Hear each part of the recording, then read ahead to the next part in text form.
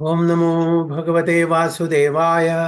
ओम नमो भगवते वासुदेवाय। ओम नमो भगवते वासुदेवाय। ओम अज्ञानतिमिरान्धस्य ज्ञानाञ्जनशलाकया चक्षुरुन्मिलितं येन तस्मै श्रीगुरुवे नमः। श्रीचैतन्यमनोभीष्टं स्थापितं येन भूतले स्वयं रूप कदा मह्यं ददाति स्वपदान्तिकं। वन्देऽहं श्रीगुरुं श्रीयुतपदकमलं श्रीगुरुं वैष्णवांश्च श्रीरूपं साग्रजातं सगण रघुनाथान्वितं तं सजीवं साद्वैतं सावधूतं परिजनसहितं कृष्णचैतन्यदेवं श्रीराधा कृष्णपादान् सगणललिता श्रीविशाखान्वितंश्च। हे कृष्णा करुणा सिन्धो दीनबन्धो जगत्पते गोपेश गोपिका कान्द राधा कान्द नमोस्तुते। तप्त काञ्चन गौरांगी राधे वृन्दावनेश्वरी वृषभानुसुते देवे प्रणमामि हरिप्रिये। वाञ्छाकल्पतरुभ्यश्च कृपा सिन्धुभ्येव च पतितानां पावनेभ्यो वैष्णवेभ्यो नमो नमः। नमः ओं विष्णुपादाय कृष्णपृष्ठाय भूतले श्रीमते भक्तिवेदान्त स्वामिनिति नामिने नमस्ते सारस्वती देवे गौरवाणी प्रचारिणे निर्विशेष शून्यवादी पाश्चात्य देशतारिणे। जय श्री कृष्ण चैतन्य प्रभु नित्यानंद श्री अद्वैत गदाधर श्रीवासादि गौर भक्त वृंद। हरे कृष्णा कृष्ण कृष्ण हरे हरे हरे राम राम राम हरे हरे। गुरुवे गौरचंद्राय राधिकाय तदालये कृष्णाय कृष्ण भक्ताय तद्भक्ताय नमो नमः। ഹരേ കൃഷ്ണ ഹരി ഓം തത്സത്ത്. അപ്പോ നെക്സ്റ്റ് വീക്ക് ബഹ്യാട്ടിയാണുള്ള ശ്ലോകം 927. യത് കരോസി യദസ്നാസി യജ്ജുഹോസി ദദാസി യത് തപസ്യസി കൗന്തേയ തത് കുരുഷ്വ മദർപ്പണം. യത് കരോസി യദസ്നാസി യജ്ജുഹോസി ദദാസി യത് തപസ്യസി കൗന്തേയ തത് കുരുഷ്വ മദർപ്പണം. സ്മിത മാതാജി. हरे कृष्णा नमो भगवते वासुदेवाय। यत् करोषि यदश्नासि यज्जुहोषि ददासि यत् तपस्यसि कौन्तेय तत् कुरुष्व मदर्पणम्। हरे कृष्ण। प्रदीप प्रभु. हरे कृष्ण प्रभु जी। हरे कृष्ण। यत् करोषि नासि यज्जुहोषि तदासि यद्तपस्यस्य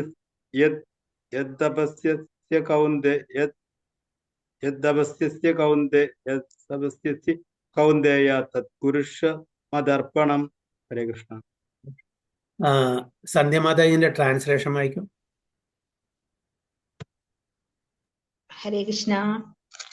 നീ എന്ത് ചെയ്യുന്നുവോ, എന്ത് നിവേദിക്കുന്നുവോ, ഭക്ഷിക്കുന്നുവോ, എന്ത് ദാനം ചെയ്യുന്നുവോ, എന്ത് തപശ്ചര്യകൾ അനുഷ്ഠിക്കുന്നുവോ കുന്തിപുത്ര, അതെല്ലാം എനിക്കായി അർപ്പിച്ചുകൊണ്ട് ചെയ്യുക. ഹരേ കൃഷ്ണ. ഹരിബോൾ. ഇപ്പൊ എന്താണ് ഭഗവാൻ അർജുനോട് പറയുന്നത്? ഓ കുന്തിപുത്ര, എന്താണോ ചെയ്യുന്നത്, ഏതു കർമ്മം ചെയ്യുമ്പോഴും എന്ത് ചെയ്യണം? നമ്മള് കൃഷ്ണാർപ്പണം അല്ലേ? എല്ലാം ഭഗവാൻ കൃഷ്ണന് അർപ്പണം ചെയ്യണം. എന്ത് ഭക്ഷണം കഴിക്കുമ്പോഴും ഭഗവാന് സമർപ്പണം ചെയ്യണം. എന്ത് ദാനം ചെയ്യുമ്പോഴും ഭഗവാന് അർപ്പണം ചെയ്യണം. എന്ത് തപസ് ചെയ്യുമ്പോഴും ഭഗവാന് സമർപ്പണം ചെയ്യണം. അല്ലെങ്കിൽ എന്താണ് അതിന്റെ ഭവിഷ്യത്തുണ്ടാവുക? നമ്മൾ ചെയ്യുന്ന ഓരോ കർമ്മത്തിനും അതിന്റെ പ്രതിഫലം, അത് നല്ലതാവാം ചീത്തയാവും. നല്ല കർമ്മമാണെങ്കിൽ നല്ല പ്രതിഫലം, ചീത്തമാണെങ്കിൽ ചീത്ത. അതായത് സത്കർമ്മം ദുഷ്കർമ്മം. ഇപ്പോൾ ഉദാഹരണത്തിന് നമ്മൾ എന്ത് ചെയ്യുന്നു? നമ്മൾ ഓഫീസിൽ പോകുന്നു, ജോലി ചെയ്യുന്നു അല്ലെ? പല ആൾക്കാരും പല ഫീൽഡും ജോലി ചെയ്യുന്നു. ഇതെല്ലാം ഇപ്പം നമ്മൾ ഇപ്പോൾ ചെയ്യുന്നത് സാധാരണ എല്ലാവരും എന്തിനു വേണ്ടിയിട്ടാ? അവനവൻ്റെ കാര്യങ്ങൾ നടത്താൻ വേണ്ടി പൈസ വേണം. ഓക്കെ, വീട്ടിൽ ഒരുപാട് ചെലവുണ്ട്, കുട്ടികളെ പഠിപ്പിക്കണം. ഓക്കെ, അങ്ങനെ ഒരുപാട് കാര്യങ്ങൾ. ഭരണം എന്ന് പറഞ്ഞാൽ പൈസയിലാണ് നടക്കില്ല. പൈസയ്ക്ക് വേണ്ടി നമ്മൾ എന്താണ്, നമ്മളുടെ ഉദ്ദേശം എന്താണ്? എനിക്ക് ശമ്പളം കിട്ടിയാൽ വീടിന്റെ വാടക കൊടുക്കണം, പാലിന്റെ ബില്ല് കൊടുക്കണം, പേപ്പറിന്റെ ബില്ല് കൊടുക്കണം, ടെലിഫോൺ ബില്ല് കൊടുക്കണം, ഇന്റർനെറ്റ് ബില്ല് കൊടുക്കണം, കുട്ടികളുടെ ഫീസ് കൊടുക്കണം, യൂനോ വണ്ടിക്കൂലി കൊടുക്കണം. അങ്ങനെ ഓരോ കാര്യങ്ങളും ഇതിനു വേണ്ടിയിട്ടാണ് ഞാൻ സമ്പാദിക്കുന്നത്. ഇതാണ് പൊതുവെ എല്ലാവരുടെയും. അവിടെ ഭഗവാൻ പിക്ചറിൽ വരുന്നേ ഇല്ല. ഉണ്ടോ? നമ്മള് ഭഗവാനെ പിക്ചറിൽ കൊണ്ടുവരുന്നുണ്ടോ നമ്മൾ ജോലി ചെയ്യുമ്പോൾ?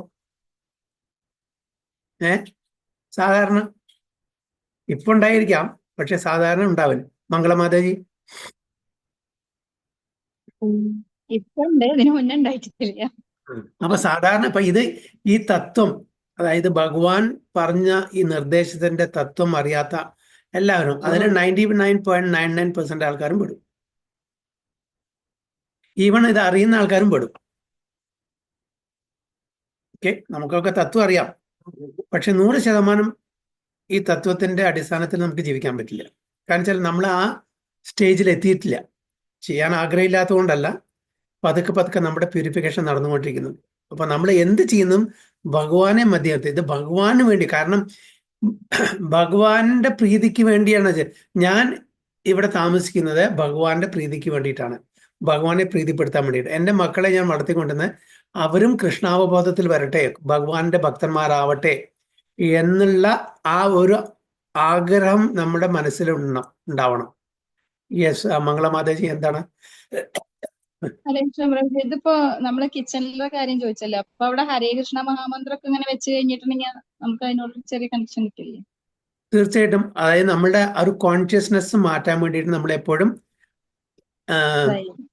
സതതം കീർത്തയന്തോമാം, ഓക്കെ, എപ്പോഴും സ്മരിക്കുന്നത് നല്ലതാണ്. ആ സ്മരണയിലൂടെ ഭഗവാനെ നമ്മൾ വിളിക്കുകയാണ്, നല്ല കാര്യമാണ്. അപ്പൊ അങ്ങനെ ചെയ്യുന്നത് നല്ല കാര്യമാണ്. അപ്പൊ ഇതെല്ലാം ചെയ്യുന്നത് നമ്മളുടെ കാര്യങ്ങൾ നിർവഹിക്കാൻ വേണ്ടിയിട്ടാണെങ്കിലും കൂടിയിട്ട് ഭഗവാന്റെ ഭക്തിയിലേക്ക് പോവാനുള്ള ഒരു സ്റ്റെപ്പാണ് അത് എന്ന് നമ്മൾ എപ്പോഴാണ്.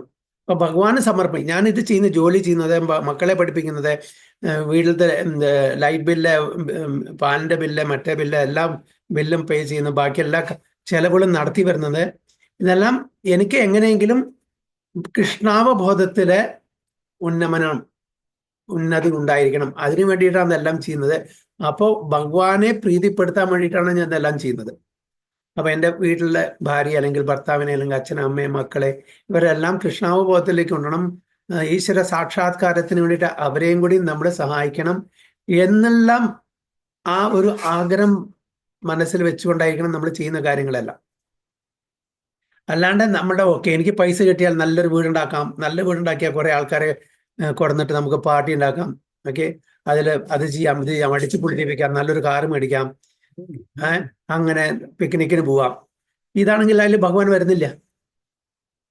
ഉണ്ടോ? ആൾക്കാര് ആ കൊടുക്കുന്ന സമയത്ത് നമ്മൾ കുറെ കൂട്ടുകാരന്മാരെ വിളിച്ച് പാർട്ടി നടത്തിയാൽ ആ കൊടുക്കുന്ന സമയത്ത് അവര് നല്ല കാര്യങ്ങളെ പറ്റി പറയും. കുറച്ച് കഴിഞ്ഞാൽ പുറത്ത് പോയി കഴിഞ്ഞാൽ ഉണ്ടോ, അവൻ ഞങ്ങളെ വിളിച്ച് ആദരിക്കും കൂടിയും ചെയ്തില്ല, നല്ല ഭക്ഷണം തന്നില്ല, പോയി കുറ്റം പറയും. ഭൗതിക തലത്തിൽ. നേരെ മറിച്ച് ഭഗവാനായിട്ട് നമ്മളെ നേരത്തെ ശ്ലോകത്തിൽ പറഞ്ഞ പത്രം പുഷ്പം ഫലം ദ്വയം യോമേ ഭക്ത്യ പ്രയച്ഛതി തദഹം ഭക്ത്യ ഉപഹൃതം അസ്നാമി പ്രയതാത്മന. അപ്പോ കുറച്ച് പുഷ്പം അല്ലെങ്കിൽ കുറച്ച് വെള്ളം, അല്ലെ, കുറച്ച് ഫലം, ഇങ്ങനെ വളരെ കുറച്ച് നമ്മൾ സ്നേഹത്തോടു കൂടി അവിടെ ഭഗവാൻ കൊടുത്താൽ ഭഗവാൻ.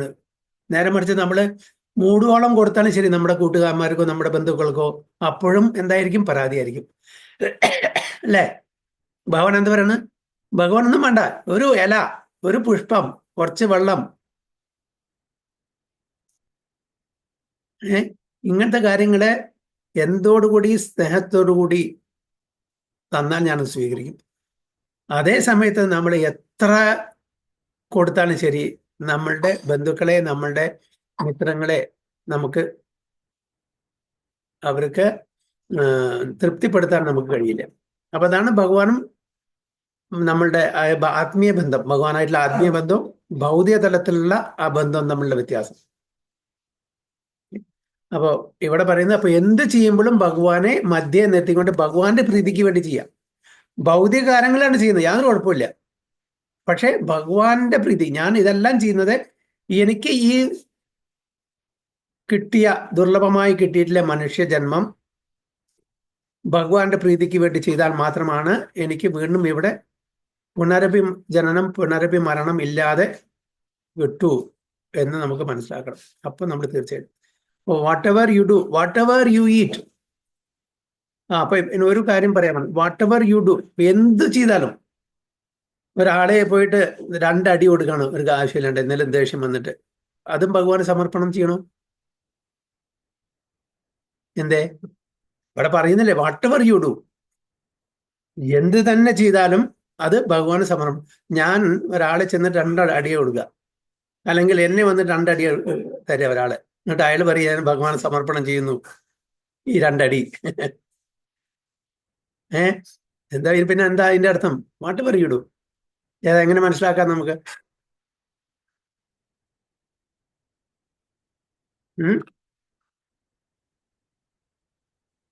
അതെങ്ങനെ നമ്മൾ മനസ്സിലാക്കാം? സന്ധ്യ മാതാജി.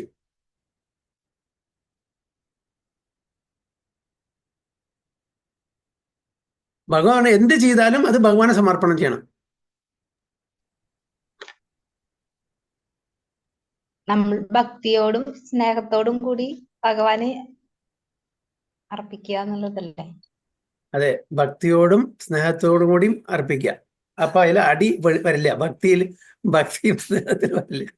2 അടി ഒരാളെ അടിക്കുന്നത് ഭക്തിയുടെ ഇതിൽ വരില്ല, അല്ലേ പ്രദീപ് പ്രഭു? അടിക്കുന്നത് ജനമില്ല, അത് ഒരാള് എല്ലാത്തിലും ഉള്ളത് ഭഗവാൻ തന്നെയല്ലേ. അപ്പൊ ഭഗവാനെ നമ്മൾ അടിക്കില്ലല്ലോ. സകല ചരാചരങ്ങളിലേക്ക് ഭഗവാന്റെ അടിക്കാൻ നോക്കുക. അല്ല, അത് പ്രഭുവിന്റെ കാര്യം ശരിയാണ്. പക്ഷെ ഈ ശ്ലോകം കൊണ്ട് ഭഗവാൻ ഉദ്ദേശിക്കുന്നത് എന്ത് ചെയ്താലും അത് ഭഗവാന് സമർപ്പണം ചെയ്യണം.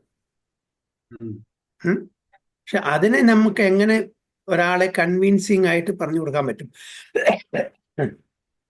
ഈ അടി അതിൽ വിടില്ല. അടി അതിൽ പെടുത്തില്ല. ടീച്ചറെ നമ്മള് ഭക്തിയോടുകൂടി ഒരാളെ ഭക്തിയുള്ള ഒരാളെ അടിക്കാവുന്നില്ലല്ലോ. Very good. മംഗളമാതാജി. ഹരേ കൃഷ്ണ പ്രഭുജി, ഇതന്നെ പറയാന്. അതായത് ഭക്തി, അതായത് ഭഗവാനെ സമർപ്പിച്ച് ചെയ്യുമ്പോ നമുക്ക് വിനയം വരുമല്ലോ പ്രഭുജി. വിനയം വരുമ്പോ നമുക്ക് ഒരാളോട് ക്ഷമിക്കാനല്ലേ തോന്നുക.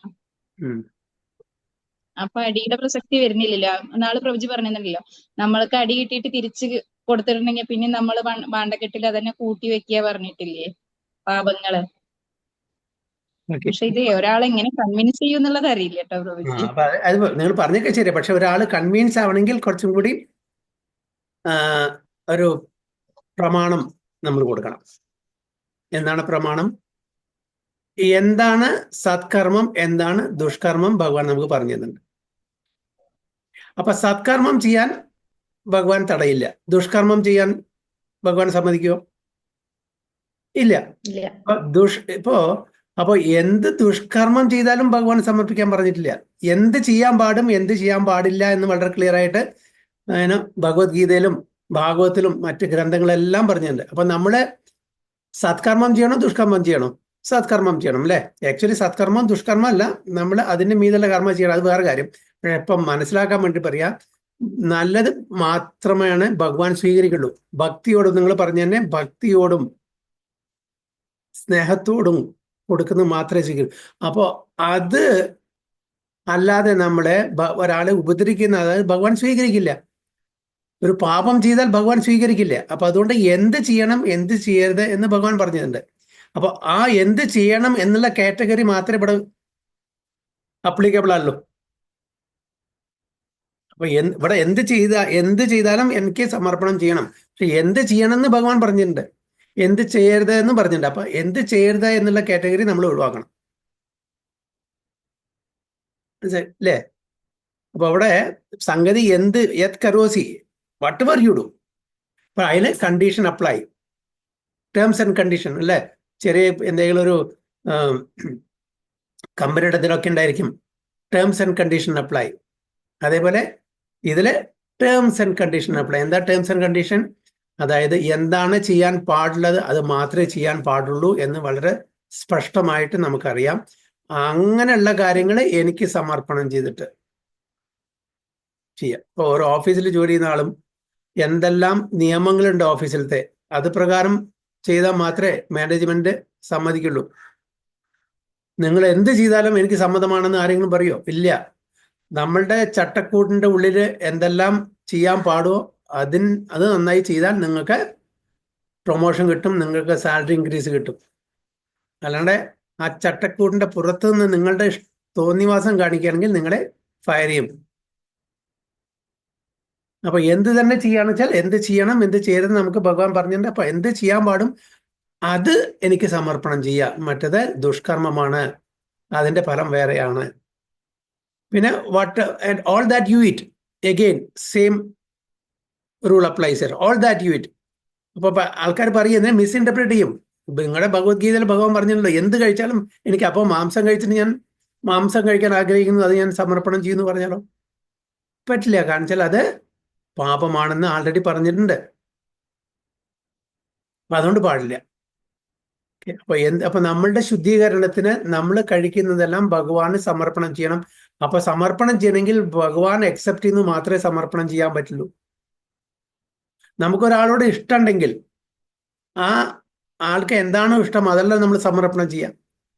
ഇപ്പോൾ ഫോർ എക്സാമ്പിൾ എനിക്ക് കയ്പയ്ക്ക് ഇഷ്ടമല്ല, അപ്പോൾ ഞാൻ നിങ്ങളുടെ വീട്ടിൽ വരികയാണ്, അപ്പോൾ കഴിക്കൂ കഴിക്കൂ കഴിക്കൂ പറഞ്ഞിട്ട് തരികയാണെങ്കിൽ എനിക്കിഷ്ടാവില്ല. കാരണം എനിക്ക് ഇഷ്ടമല്ല നിങ്ങൾ അറിയാം, എന്നിട്ടും ഫോളോ ചെയ്യുമ്പോൾ.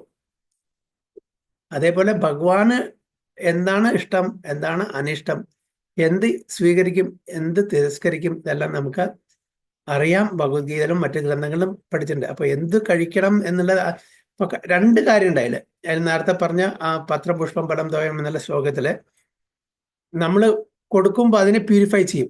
ഭഗവാന് സമർപ്പണം ചെയ്ത് കഴിക്കുമ്പോൾ അതിനെ ശുദ്ധീകരിക്കും. അപ്പൊ പാപം കിട്ടില്ല അങ്ങനെ കൊടുക്കുമ്പോൾ. പിന്നെ അത് ഭക്തിയോടുകൂടെ കൊടുക്കുമ്പോൾ, സ്നേഹത്തോടുകൂടെ കൊടുക്കുമ്പോൾ നമുക്ക് നമ്മുടെ ഭക്തി ഉയരും. മറ്റേത് ഭക്തി കിട്ടില്ല. നമ്മുടെ അതായത് അത് സാങ്ക്ടിഫൈഡ് ഫുഡ് ആവും ഭക്തി ഇല്ലാതെ നമ്മൾ ഓഫർ ചെയ്യുകയാണെങ്കിൽ. ഒരു വഴിപാട് ഒരു റിച്വലായിട്ട് നമ്മൾ ഓഫർ ചെയ്യുകയാണെങ്കിൽ അത് പ്യൂരിഫൈഡ് ആവും, സാങ്ക്ടിഫൈഡ് ഫുഡ് ആവും. പക്ഷേ അത് നമ്മൾ ഭക്തിയോടുകൂടെ കൊടുക്കുകയാണെങ്കിൽ, അതാണ് 2 പ്രാവശ്യം ഭക്തി അതിൽ വന്നിട്ടുണ്ട് അല്ലേ? പത്രം പുഷ്പം ഫലം തോയം യോമേ ഭക്തിയ പ്രയച്ഛതി തതഹം ഭക്തിയ ഉപഹൃതം. 2 പ്രാവശ്യം റിപ്പീറ്റ് ചെയ്തിട്ടുണ്ട്, എംഫസൈസ് ചെയ്തിട്ടുണ്ട്. അപ്പോൾ അത് കൊടുത്താൽ മാത്രം പോരാ, ഭക്തിയോടുകൂടി കൊടുക്കണം. ഭക്തിയോടുകൂടി കൊടുത്തിട്ടില്ലെങ്കിൽ ഭഗവാൻ അതിനെ പ്യൂരിഫൈ ചെയ്യും. പക്ഷെ ഭക്തിയോടുകൂടി കൊടുത്താൽ അത് പ്യൂരിഫിക്കേഷൻ മാത്രമല്ല, നമുക്ക് നമ്മളുടെ ഭക്തിയും ഭഗവാനോടുള്ള ഭക്തിയും കൂടും. What ever you it and that and all that you offer and give away. നമ്മളെ മറ്റുള്ളവർക്ക് വേണ്ടിയിട്ട് ചെയ്യുന്ന കാര്യങ്ങളും മറ്റുള്ളവർക്ക് വേണ്ടി ദാനം ചെയ്യുന്നതെല്ലാം, ഇതെല്ലാം ഭഗവാന്റെ പ്രീതിക്ക് വേണ്ടിയിട്ട്, ഭഗവാന് സമർപ്പണം ചെയ്തിട്ട്, എൻ്റെ പേരും പ്രശസ്തിക്കും വേണ്ടിയിട്ടായിരിക്കരുത് ഞാൻ കൊടുക്കുന്നത്. ഒരു ദാനം ചെയ്യുന്നതും മറ്റുള്ളവരെ സഹായിക്കുന്നതും ഇതെല്ലാം എല്ലാവരും ഭഗവാന്റെ അംശമാണ്. ഓരോരുത്തർ ഓരോ പരിസ്ഥിതിയിൽ വന്നു ജനിച്ചു. നമ്മളാൽ കഴിയുന്നത് അത് ഏത് തരത്തിലും, പണത്താലും ഫിസിക്കൽ ഹെൽപ്പും ഒക്കെ, വാക്കുകൊണ്ടുള്ള ഇതും, വാപ്പു വാണി, എങ്ങനെയൊക്കെ നമുക്ക് ദാനം ചെയ്യാൻ പറ്റും, സഹായിക്കാൻ പറ്റും, അതെല്ലാം അവരെ കൃഷ്ണാവബോധത്തിലേക്ക് കൊണ്ടുവരാൻ വേണ്ടിയിട്ടുള്ള അതിനായിരിക്കണം. അത് ഭഗവാന് സമർപ്പണം ചെയ്യണം. തപസ്, ഓക്കെ. തപസ് പറഞ്ഞാൽ നമ്മൾ ചെറുതായിട്ടുള്ള ചില ഓസ്റ്ററിറ്റീസ് എടുക്കുക. ആ ഓസ്റ്ററിറ്റീസ് തപസ് വഴി നമ്മളുടെ കൃഷ്ണാവബോധം അഭിവൃദ്ധിപ്പെടണം. അതിനു വേണ്ടിയിട്ട്. അപ്പോൾ അത് ഭഗവാന് സമർപ്പണം ചെയ്താലേ നമ്മളുടെ ആ ഒരു കൃഷ്ണാവബോധത്തിലുള്ള ആ ഒരു സ്റ്റേജ് പതുക്കെ പതുക്കെ ഉയർന്നു വരുള്ളൂ. അപ്പൊ ഇതാണ് ഭഗവാൻ പറയുന്നത്, son of Kunti, all that you do, all that you eat, all that you offer and give away, as well as all austerities that you may perform should be done as an offering unto me. നമ്മൾ austerity തപസ്, നമ്മൾ ചെറിയൊരു തപസ് ചെയ്യുന്നു, ഏകാദശി വ്രതം ചെയ്യുന്നു, രാവിലെ ബ്രാഹ്മമുഹൂർത്തത്തിൽ എഴുന്നേറ്റ് നമ്മൾ സ്പിരിച്വൽ ആക്ടിവിറ്റീസ്, ചാൻഡിങ്, ആരതി, ഭഗവത്ഗീത പഠനം ഇതെല്ലാം ചെയ്യുന്നു അല്ലെ? ഇതെല്ലാം ആക്ച്വലി ഇന്നത്തെ കാലത്ത് കലികാലത്തിൽ ഓസ്റ്ററിറ്റിയാണ്. നമ്മളെ സംബന്ധിച്ചും വലിയ ഓസ്റ്ററിറ്റിയാണ്. ഓസ്റ്ററിറ്റി പറഞ്ഞാൽ മാസങ്ങളോളം വർഷങ്ങളോളം ഒരു സ്ഥലത്ത് നിന്നും തപസ് ചെയ്യാം. പക്ഷേ കലികാലത്തില് ഓസ്റ്ററിറ്റി, ഈ ചെയ്യുന്ന ഓസ്റ്ററിറ്റി അതിന് തുല്യമാണ്. കാരണം കലികാലത്ത് ഇത്രേ പറ്റും നമുക്ക്. കാട്ടിൽ പോയിട്ട് വർഷങ്ങളോളൊന്നും തപസ് ചെയ്യാൻ പറ്റില്ല ഏകാഗ്രതനായിട്ട്. അപ്പൊ നമ്മൾ ചെറുതായിട്ടുള്ള ഏകാദശി വ്രതം എടുക്കുക, രാവിലെ നേരത്തെ എഴുന്നേൽക്കുക. എന്നുവെച്ചാൽ രാവിലെ നേരത്തെ എഴുന്നേൽക്കുക പറഞ്ഞാൽ എല്ലാവർക്കും പറ്റുന്നല്ല, വളരെ ബുദ്ധിമുട്ടാണ്. നല്ല സുഖമായിട്ട് പൊതിച്ചു മൂടിയിട്ട് കടന്നുറങ്ങാനും എല്ലാവർക്കും ആയിരിക്കുന്നില്ല, ലെത്താർജി അല്ലേ, എല്ലാവർക്കും മടി. അതുകൊണ്ട് അതിൽ നിന്നെല്ലാം വിട്ട് ആ സമയത്ത് നമ്മൾ ഫോഴ്സ്ഫുള്ളി എഴുന്നേറ്റ് ഈ കാര്യങ്ങളിൽ ചെയ്യാന്ന് പറയുന്നത് തപസ്സാണ്. പിന്നെ പിൽഗ്രിമേജ് പോകുമ്പോൾ തപസ് കാണിച്ചാൽ നമ്മൾ പല സ്ഥലത്തും പല സിറ്റുവേഷൻ, വെള്ളം, ഭക്ഷണം, പലതരത്തിലുള്ള ആൾക്കാരെ, അപ്പോൾ ഡിസ്കംഫേർട്ട് ഉണ്ടായിരിക്കും, ഇൻകൺവീനിയൻസസ് ഉണ്ടായിരിക്കും. ഇതെല്ലാം നമ്മൾ സഹിച്ച് ഭഗവാന്റെ ആ ഈശ്വര സാക്ഷാത്കാരത്തിന് വേണ്ടിയിട്ടാണ് നമ്മൾ ചെയ്യുന്നത് എന്നുള്ള അതോടെ ഒരു തപസ് ചെയ്യാണ്. അല്ലെങ്കിൽ എല്ലാവരും എന്താണ്, കൂടുതൽ സുഖമായിട്ടുള്ള ഭക്ഷണം, സുഖമായിട്ടുള്ള ഉറക്കം, സുഖമായിട്ടുള്ള ജീവിതം. അതാണ് എല്ലാവരും ആഗ്രഹിക്കുന്നത്. ആർക്കും ഒരു ഓസ്റ്ററിറ്റി എടുക്കാനുള്ള സന്മനസ് കാണില്ല, തപസ് ചെയ്യണം. അപ്പൊ അതാണ് പറയുന്നത്, as well as all austerities that you may perform should be done as an offering. ഭഗവാന് സമർപ്പണ ഭാവത്തോടുകൂടി ചെയ്തിട്ട് നമ്മൾ ഈ സ്പിരിച്വൽ പ്രാക്ടീസ് മുന്നോട്ട് കൊണ്ടുപോകണം എന്നാണ് പറയുന്നത്. ഓക്കെ, സോ എന്തെങ്കിലും ചോദ്യം?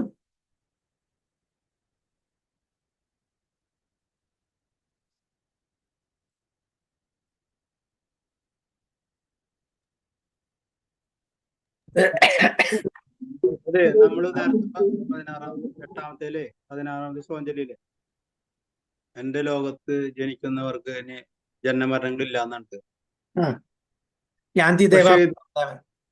പക്ഷേ നമ്മളെ അതിൽ സംശയിച്ച എല്ലാം ലാസ്റ്റ് ഭഗവാന്റെ ചെന്ന് ചേർന്ന് ഭഗവാന്റെ ഒരു പകല് കഴിയുമ്പോൾ, ബ്രഹ്മദേവന്റെ ഒരു പകല് കഴിയുമ്പോ എല്ലാതും ഭഗവാനിക്ക് തന്നെ ചെന്ന് ചേർന്നിട്ട് ഭഗവാന്റെ അടുത്ത ശ്വാസത്തിൽ പുനർജനിക്കും എന്ന് പറയുമ്പോ ഈ ലോകത്തിലുള്ള ആൾക്കാർക്ക് ബാധിക്കുമെന്ന് സംശയം.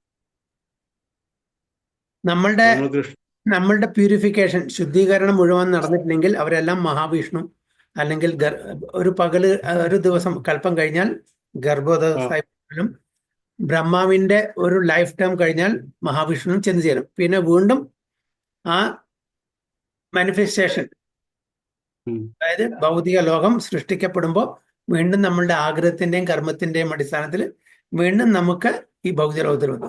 നേരെ മറിച്ച് ഏതെങ്കിലും സമയത്ത് നമ്മൾ പൂർണ്ണമായിട്ടും ശുദ്ധീകരിച്ച് നമ്മൾ 3 ഗുണത്തിന്റെ അതീതമായി നിൽക്കുകയാണെങ്കിൽ നമ്മൾ പരോവ്യോമം, പരംധാമിൽ പോവും. അത് ഭൗതിക ലോകത്തിലല്ല, അത് മഹാവിഷ്ണുവിലല്ല, മഹാവിഷ്ണുവിന്റെ മുകളിലുള്ള ആ സ്പിരിച്വൽ സ്കൈയിലുള്ള വൈകുണ്ഠത്തിലോ ഗോലോകത്തിലോ പോവും. മഹാവിഷ്ണു ശയിക്കുന്നത് സ്പിരിച്വൽ സ്കൈയിലാണെങ്കിൽ കൂടി നമ്മളുടെ എൻട്രി എവിടെ? മഹാവിഷ്ണു. കാരണം തിരിച്ചു വരണം, അതുകൊണ്ട് മഹാവിഷ്ണുവിന്റെ ശരീരത്തിൽ പോകണം. നമ്മൾ പൂർണ്ണമായിട്ടും ശുദ്ധമായിട്ടില്ല, ശുദ്ധരായിട്ടില്ല. ഇപ്പോഴും കാമവാസനകളുണ്ട്, കർമ്മങ്ങളുണ്ട്. അപ്പൊ അതുകൊണ്ട് നമ്മൾ ആ സൃഷ്ടി വരുമ്പോ, ഭൗതിക സൃഷ്ടി വീണ്ടും വരുമ്പോൾ തിരിച്ചു വരും. അല്ലാത്ത പക്ഷം നമ്മൾ പരംധാമൻ, വൈകുണ്ഠത്തിലോ അല്ലെങ്കിൽ വൃന്ദാവനത്തിലോ. അല്ല, ഭഗവാന്റെ രൂപത്തിൽ വിശ്വാസമില്ലാത്തവര് ബ്രഹ്മജ്യോതിയിൽ പോകും. അവരും തിരിച്ചു വരുന്നുണ്ടല്ലോ, ബ്രഹ്മജ്യോതിയെ പോലെ അവര് തിരിച്ചു വരും, പക്ഷെ ഒരുപാട് കാലങ്ങൾ കഴിഞ്ഞിട്ട്. ഒരുപാട് കാലങ്ങൾ, ഓരോ സ്ഥലത്തിനുള്ള വ്യത്യാസമുണ്ട്, സമയ കാല വ്യത്യാസമുണ്ട്. അവർക്കും തിരിച്ചു വരേണ്ടി വരും. കാരണം വെച്ചാൽ അവർക്ക് പരംധാമിൽ പോകണമെന്നുണ്ടെങ്കിൽ സർവീസ് ചെയ്യണം, ഭഗവാനുള്ള വിശ്വാസം ഉണ്ടാവണം. ഭഗവാൻ ഉണ്ട് എന്നുള്ളൊരു വിശ്വാസം. ഭഗവാൻ ഇല്ലെങ്കിൽ പിന്നെ എങ്ങനെ സർവീസ് ചെയ്യാം? അപ്പൊ അത് വീണ്ടും തിരിച്ചു വന്ന് അവർ ഭക്തന്മാരായിട്ട് പിന്നെ തിരിച്ചു പോകും. ഓക്കെ, വേറെന്താ? അപ്പൊ ഈ പരംബ്യോമം എന്ന് പറഞ്ഞ സ്ഥലത്തിന് നാശം ഒരിക്കലും ഉണ്ടാവില്ല എന്നുള്ളത്? ഇല്ല, അത് എറ്റേണൽ ആണല്ലോ. Spiritual world eternal. അവിടെ സൃഷ്ടി സംഹാരം നടക്കുന്നില്ല, അത് എറ്റേണൽ. അതിന് ആദ്യമില്ല, മധ്യമില്ല, അന്ത്യമില്ല. ഇതിനുണ്ട് ഭൗതിക ഭൗതിക ഇപ്പൊ ഈ ഡേ ഒരു കാലം കഴിയുമ്പോ ഇതുമാതിരി കുറെ ആൾക്കാർ ഇങ്ങനെ കുറെ കാലങ്ങള് അവിടെ ഒന്നും അറിയില്ല, ജനങ്ങളെ കൊണ്ടൊന്നും അറിയില്ല അവിടെ ഈ ആൾക്കാരെ കൊണ്ട്. ഞാൻ ഭൂമിയിൽ പറ- കുറെ ഇപ്പൊ അതുമാതിരി ഭൂമിയിൽ പ- പെരുകിയിട്ട് ദുഷ്ടന്മാരെ കൊണ്ട് പെരുകിയിട്ട് ഭൂമി ദേവി ചെന്ന് പറഞ്ഞിട്ട് കഥകളൊക്കെ കേട്ടിട്ടുണ്ടല്ലോ നമ്മൾ. ആ. അതേപോലെ അവിടെ ചെന്ന് പെരുകിയിട്ട് ആ ലോകം ഒന്നും അറിയത്തില്ല. അപ്പൊ എന്ത് ചെയ്യും അവസാനം? ഇല്ലെന്ന് അറിയില്ല അവിടെ. കാരണം അതിനാണ് ഉദാഹരണം പറഞ്ഞത്. ഇപ്പൊ കുറെ അപ്പൊ ഇതിന് ഞാനൊരു മറു ചോദ്യം ചോദിക്കാം പ്രഭുവിനോട്. ഇവിടെ വൃന്ദാവനം പോയിട്ടുണ്ടല്ലോ പ്രഭു, ഇല്ലേ? അതുകൊണ്ട് വൃന്ദാവനം എത്രയുണ്ട്? എത്ര എത്ര ഏരിയ? 20 എത്ര കംപ്ലീറ്റ് വൃന്ദാവന ചൗരാസ് 80 ഇതാ യോജന. ഓക്കെ 50 ചതുരശ്ര കിലോമീറ്റർ. രണ്ടാമത് ഈ ഉദാഹരണം ഓക്കെ. ഭഗവാൻ കൃഷ്ണന്റെ ഗോപികമാർ എത്രയുണ്ടായിരുന്നു? 16,008 ഗോപികമാരുണ്ട്. അല്ലല്ല, അത് കല്യാണം കഴിച്ചത് ആ. കോടിക്കണക്കിലായിരുന്നു. ജസ്റ്റ് ഒന്ന് ആലോചിക്കുക, അവർക്ക് നിൽക്കാൻ പറ്റുമോ ഇത്രയും സ്ഥലത്ത്? കോടി കണക്ക് ഇരിക്കണ്ട, കടക്കണ്ട, അവർക്ക് നിൽക്കാൻ പറ്റുമോ? ഇല്ല. അപ്പൊ ഭഗവാന്റെ ധാം എന്ന് പറഞ്ഞാൽ അത് എവർ എക്സ്പാൻഡിങ് ആണ്. ഭഗവാനും എവർ എക്സ്പാൻഡിങ് ആണ്.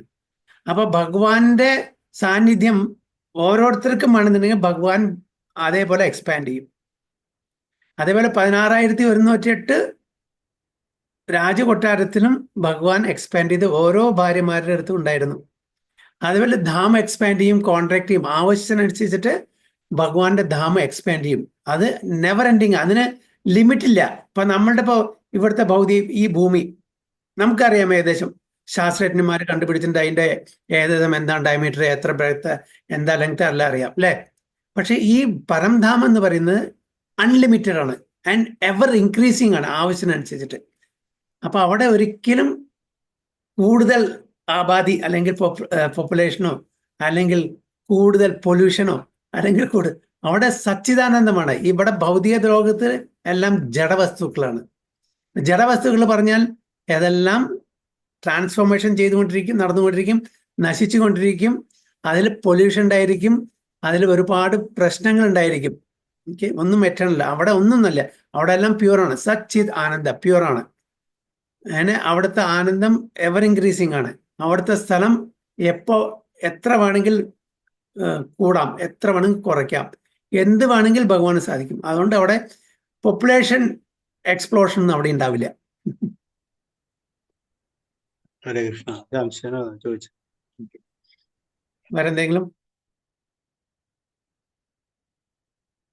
ഇല്ലെങ്കിൽ നെക്സ്റ്റ് നമ്മുടെ റെഗുലർ ശ്ലോക, അധ്യായം 3, ടെക്സ്റ്റ് 38.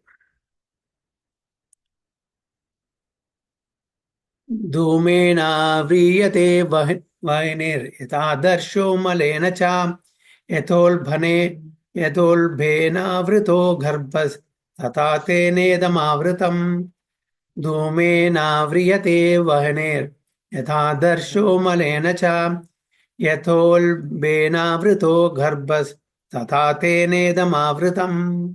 ഓക്കെ, പ്രദീപ് പ്രഭു.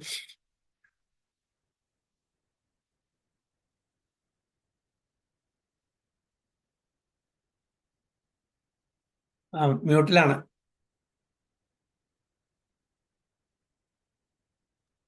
ഹരേ കൃഷ്ണ പ്രഭു. ധൂമേ നമ്രിയതേ വഹ്നിർ യഥാദർശോ മലേന ച യഥോ ലബ്നോ വൃതോ ഗർഭ തഥാ തേനേദമാവൃതം. ഹരേ കൃഷ്ണ.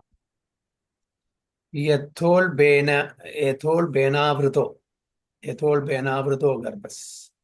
ബേനാവൃതോ ഗർഭസ്തഥാ തേനേദാമൃതം. ആവൃതം. തഥാ തേനേദമാവൃതം. ഓക്കെ, സ്മിത മാതാജി. ഹരേ കൃഷ്ണ. നമോ ഭഗവതി വാസുദേവായ. ധൂമേ നമ്രിയതേ വഹ്നിർ യഥാദർശോ മലേന ച യദോർഭേനാവൃതോ ഗർഭസ്തദാ തേനേദമാവൃതം. ഹരേ കൃഷ്ണ. ഓക്കെ, സന്ധ്യ മാതാജി എൻ്റെ ട്രാൻസ്ലേഷൻ വായിക്കും.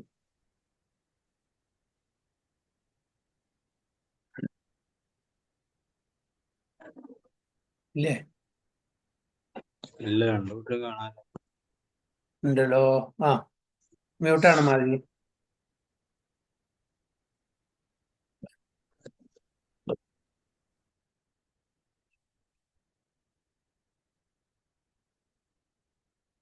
സന്ധ്യ മാതാജി മ്യൂട്ടാണ്.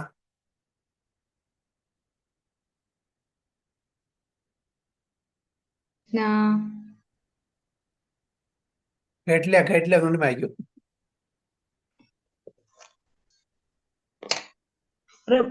ഞാൻ അതിന്റെ ഇടയ്ക്ക് ഒരു കോള് വന്നപ്പോ മ്യൂട്ടായതാ. ഏതാ വായിക്കാൻ പറഞ്ഞത്? അതിന്റെ 3:30. വിവർത്തനം 38. ഹരേ കൃഷ്ണ. പുക തീനെ എന്ന പോലെയും പൊടി കണ്ണാടി എന്ന പോലെയും ഗർഭാശയം ഭ്രൂണത്തെ എന്ന പോലെയും ജീവാത്മാവിനെ വ്യത്യസ്തമായ അളവുകളിലുള്ള കാമം ആവരണം ചെയ്തിരിക്കുന്നു. ഹരേ കൃഷ്ണ.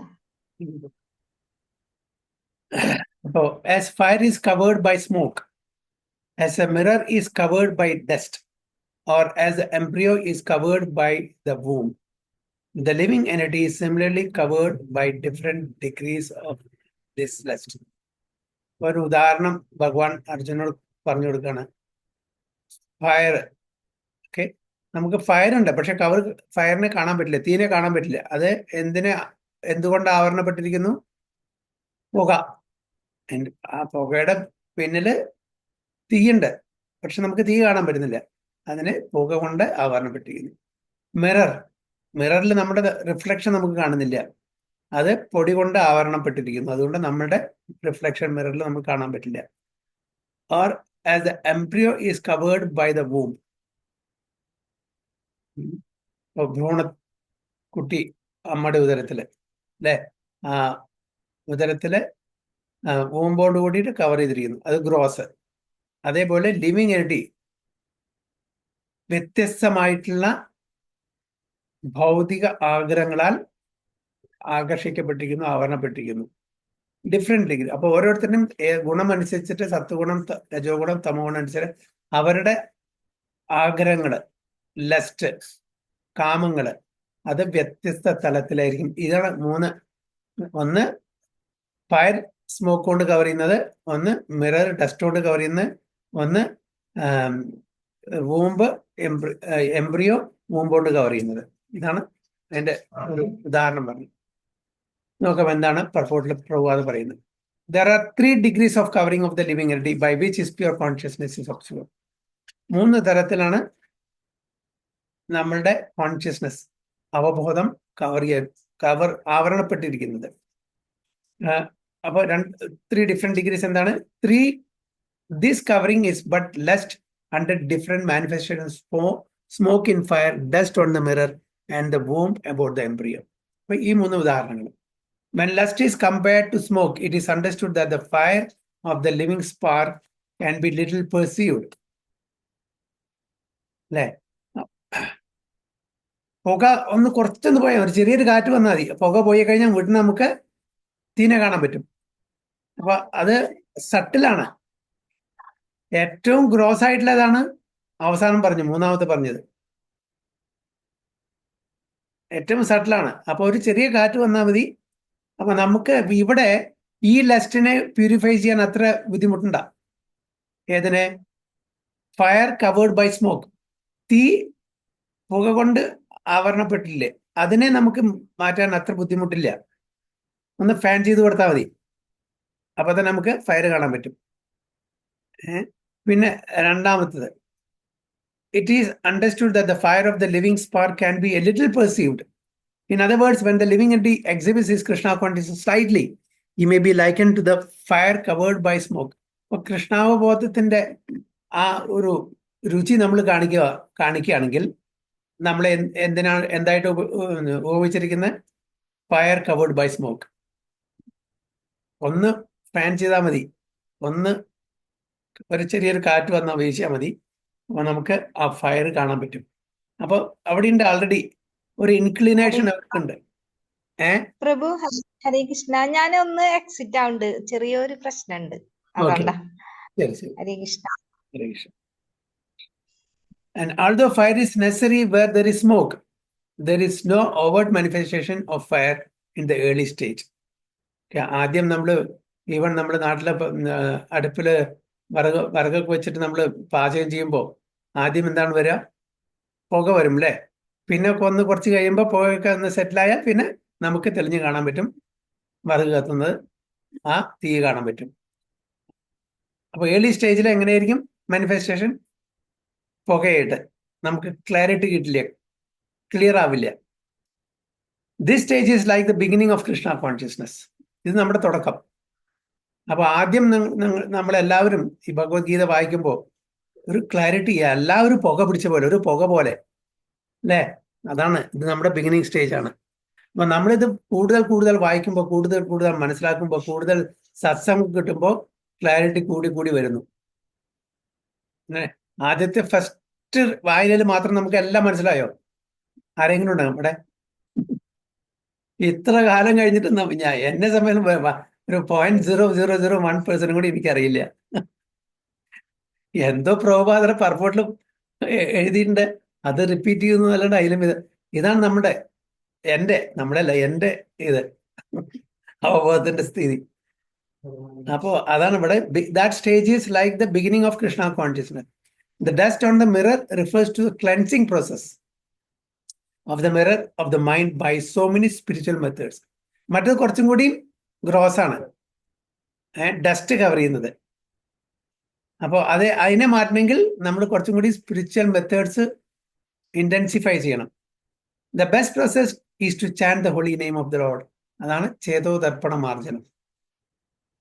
അപ്പോൾ ആ ഡസ്റ്റിനെ കവർ ചെയ്യാൻ. എന്താണ് ഡസ്റ്റ്? കാമ, ക്രോധ, ലോഭ, മോഹ, മത, മാത്സര്യം. ഓക്കെ, ഇത് ജന്മജന്മാന്തരമായിട്ട് നമ്മൾ കൊണ്ടു നടക്കുന്ന നമ്മുടെ ബാഗ്.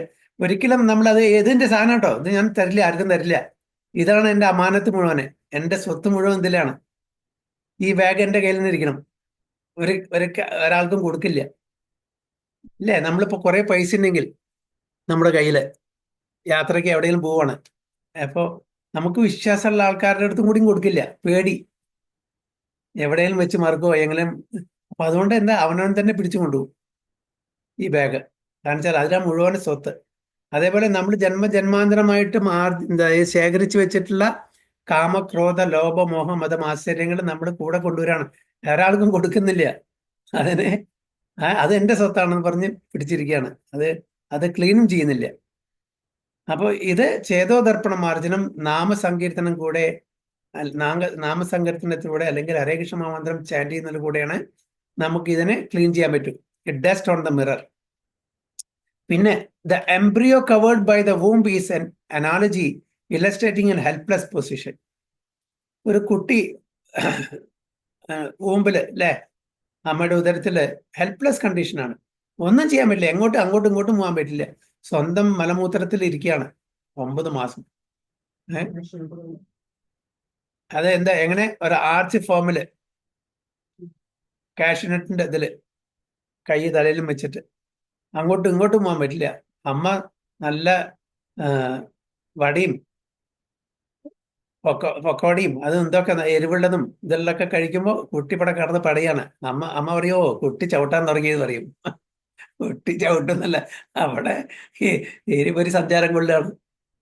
അപ്പൊ അതൊരു ഹെൽപ്ലെസ് കണ്ടീഷനാണ് ആ ഒരു stage. womb, the embryo is covered by the womb, is an analogy illustrating helpless position for the child in the womb is so helpless that he cannot even move. This stage of living condition can be compared to that of trees.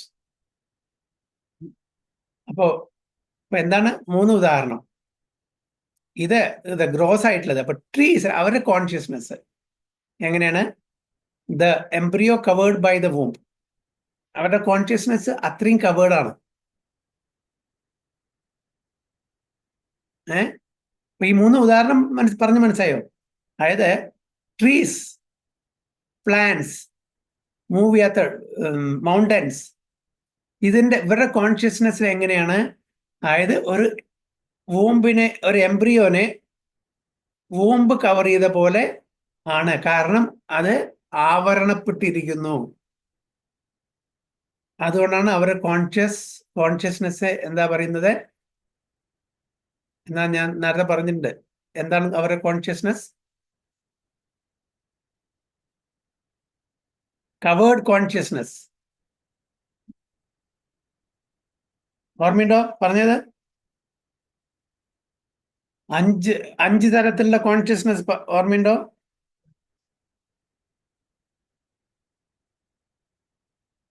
ഓർമ്മയില്ല?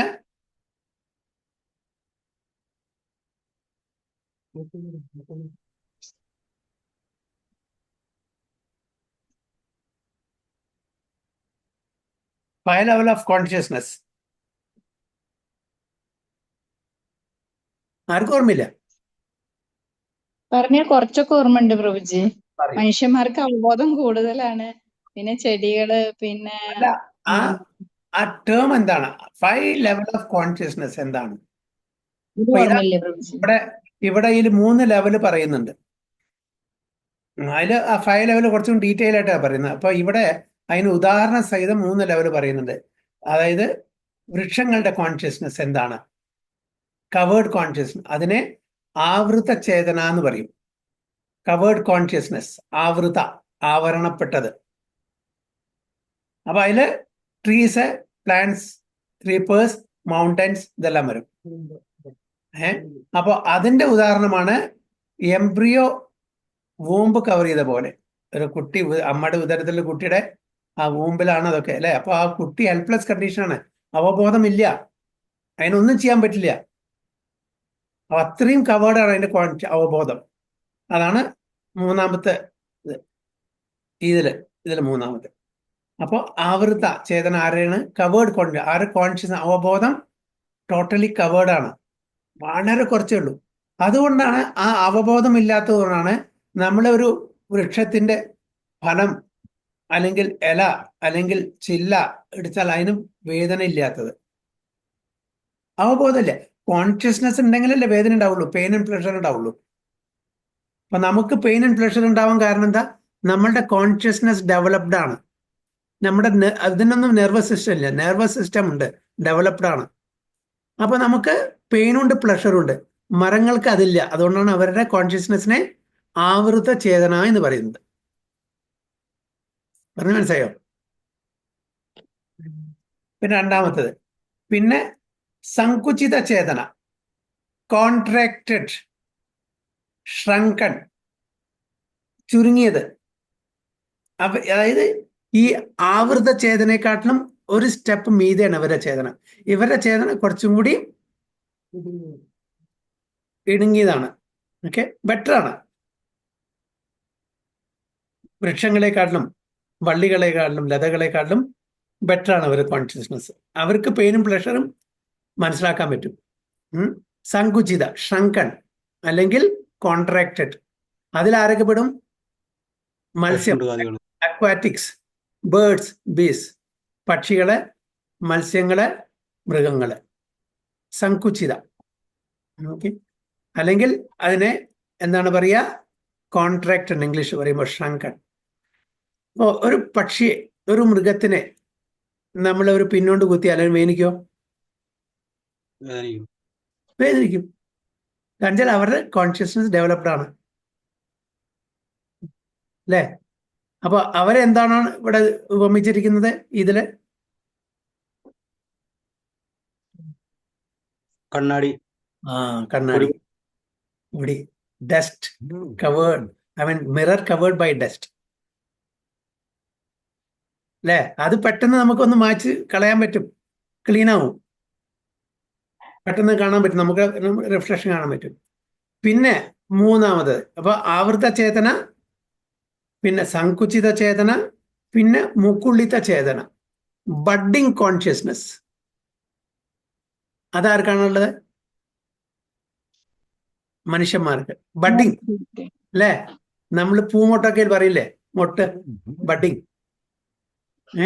അത് മുക്കുള്ളിത, ചേതന. അപ്പോൾ അവരെക്കാട്ടിലും കൂടുതൽ consciousness നമുക്കുണ്ട്. മൃഗങ്ങളെക്കാട്ടിലും പക്ഷികളെക്കാട്ടിലും കൂടുതൽ consciousness, അവബോധം നമുക്കുള്ളത് കൊണ്ട് അവരെക്കാട്ടിലും കൂടുതൽ സുഖവും ദുഃഖവും പെയിനും പ്ലഷറും ഒക്കെ നമുക്ക് അനുഭവിക്കും. അപ്പോൾ ആടുകളെ വരി വരിയായിട്ട് നിർത്തുകയാണ് സ്ലോട്ടർ ചെയ്യാൻ വേണ്ടിയിട്ട്. അപ്പോൾ നമ്മളെ നിർത്തുകയാണ്. അതേപോലെ ഒരു സൈഡിൽ മനുഷ്യനെ നിർത്തുക, മറ്റേ സൈഡിൽ ആളുടെ അതായത് നമ്മൾ കാണുന്നുണ്ട്. ആദ്യത്തെ ആളെ സ്ലോട്ടർ ചെയ്യുന്നു, രണ്ടാമത്തെ ആളെ അടുത്ത് കുറച്ച് കഴിഞ്ഞാൽ നമ്മുടെ ടേൺ വരും. നമ്മൾ അവിടെ നിൽക്കുമോ? എങ്ങനെയും ഓടി പോകൂലേ? പക്ഷെ മാടൊന്നും ഓടി പോവില്ല, അവിടെ തന്നെ നിൽക്കും. അതിന്റെ കോൺഷ്യസ്നെസ് എന്താണ്? അപ്പോഴും അറിയില്ല പാവം അതിന്റെ ടേൺ വരുന്നെന്ന്. അപ്പൊ അതിന്റെ കോൺഷ്യസ്നെസ് അത്ര ഡെവലപ്ഡ് അല്ല. അത് നമ്മുടെ കോൺഷ്യസ്നെസ് മുകുളിത. ആ മുകുളിത കോൺഷ്യസ്നെസ്സിനെ കുറച്ചും കൂടിയും ഡെവലപ്പായിട്ടുള്ള സ്റ്റേജാണ് 4ഉം 5ഉം വികസിത ചേതന. അപ്പൊ ഇതില് ഹ്യൂമൻ ബീയിങ്ങില് വീണ്ടും അനന്തര 2 കാറ്റഗറിയും കൂടി വരും. അത് വികസിച്ചിട്ടുണ്ട്. ആ ചേതന കുറച്ചും കൂടി വികസിച്ചു.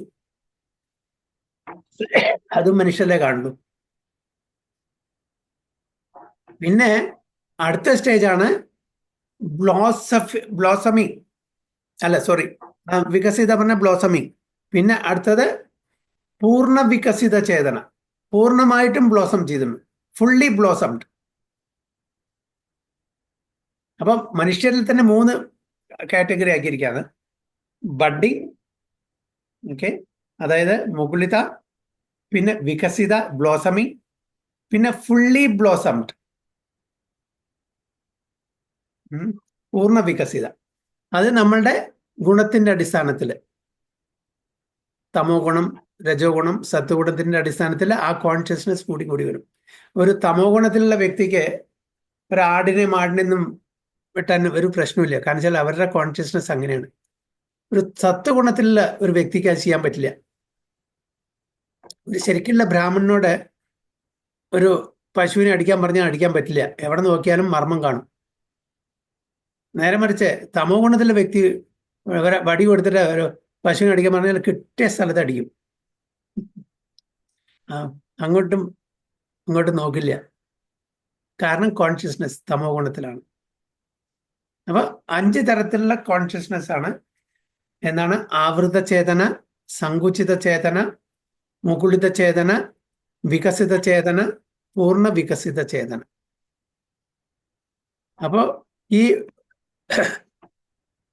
embryo covered by the womb, അത് trees ആണ്. Dust covered, mirror covered by dust, അത് beasts ആണ്. And smoke covered by fire,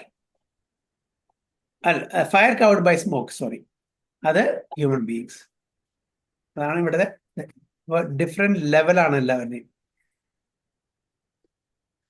So the embryo covered by the womb is an analogy illustrating an helpless position. അപ്പൊ ഈ വൃക്ഷങ്ങൾക്കൊക്കെ വളരെ വളരെ ബുദ്ധിമുട്ടാണ്. കാരണം വെച്ചാൽ അവർക്ക് അറിയുന്നില്ല, അവർ പാവങ്ങള് ആ ആത്മാവിനെ അറിയുന്നില്ല. ഞാൻ ഇങ്ങനെ ഒരു ബന്ധനത്തിൽ പെട്ടുപോയി, ഇതിന്ന് എങ്ങനെ കര കയറാം, എങ്ങനെ ഇതിന്ന് പുറത്ത് കടക്കാമെന്നുള്ള അവർക്ക് അറിയില്ല. കാരണം വെച്ചാൽ അവർക്ക് ചേതന കവേർഡാണ്. നമുക്ക് അങ്ങനെയല്ല. നമ്മളുടെ ചേതന ഡെവലപ്ഡ് ആയതുകൊണ്ട് നമുക്കറിയാം നമ്മൾ ഈ ഇപ്പോൾ ഒരു പ്രതിസന്ധിയിലാണ്, ഇങ്ങനത്തെ ഒരു ദുഃഖാലയം, അശാശ്വതം എന്ന ലോകത്താണ്. ഇവിടുന്ന് എങ്ങനെയും കര കയറണം, അതിനുള്ള വിധി, അതിനുള്ള വഴി എന്താണ് നമുക്ക് കണ്ടുപിടിക്കാൻ പറ്റും. പക്ഷെ വൃക്ഷങ്ങൾക്ക് പറ്റുമോ? ഇല്ല. മൃഗങ്ങൾക്ക് പറ്റുമോ? ഇല്ല. അതാണ് ഈ 3 തരത്തിലുള്ള ആ ഒരു അനോളജി ഇവിടെ കൊടുത്തിരിക്കുന്നത്. The covered mirror is compared to the birds and beasts, and the smoke covered fire is compared to the human being. Clear അല്ലേ? ഇപ്പോ what trees? ഗർഭപാത്രത്തിലുള്ള ശിശു, ഒരു കുട്ടി ആവരണപ്പെട്ടതുപോലെ, മൃഗങ്ങള് ഒരു കണ്ണാടിയെ ഡസ്റ്റ് കൊണ്ട് കവർ ചെയ്ത പോലെ, മനുഷ്യരെ തീയെ കൊണ്ട് കവർ ചെയ്ത പോലെ.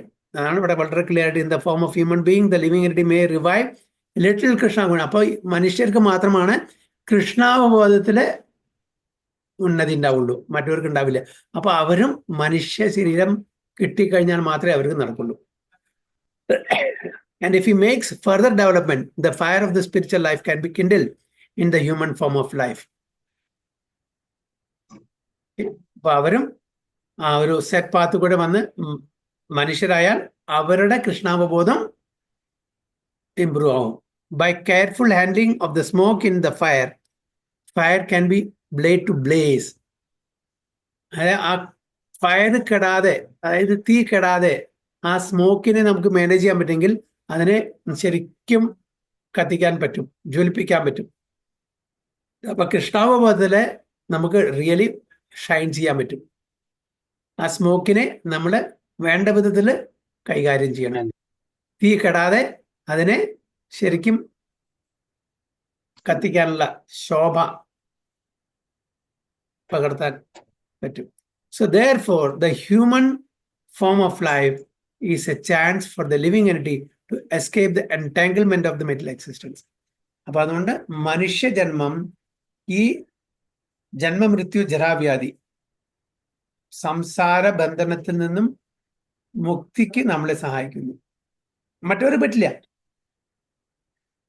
അവര് നിസ്സഹായ അവസ്ഥയിലാണ്. ആരെ? മൃഗങ്ങളും വൃക്ഷങ്ങളും. നമ്മൾ അങ്ങനെയല്ല. So therefore, human form of life is a chance. നമുക്കൊരു അവസരമാണ് ഇതിന്ന് കരകയറാൻ. പാവങ്ങളായിട്ടുള്ള വൃക്ഷങ്ങൾക്കോ അല്ലെങ്കിൽ മൃഗങ്ങൾക്കോ അതിനുള്ള ഒരവസരമില്ല.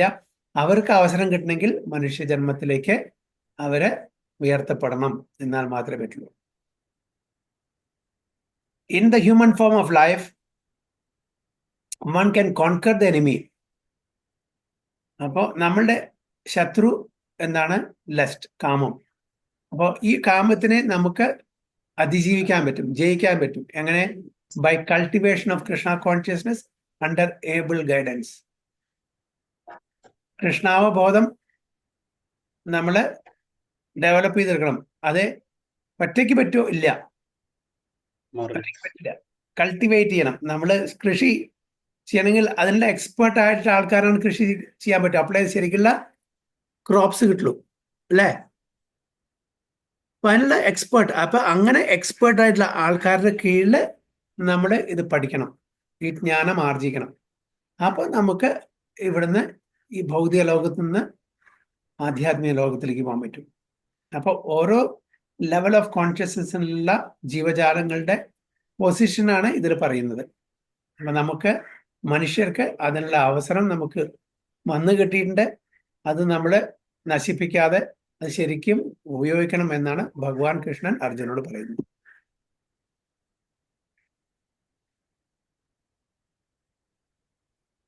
എന്തെങ്കിലും ചോദ്യം?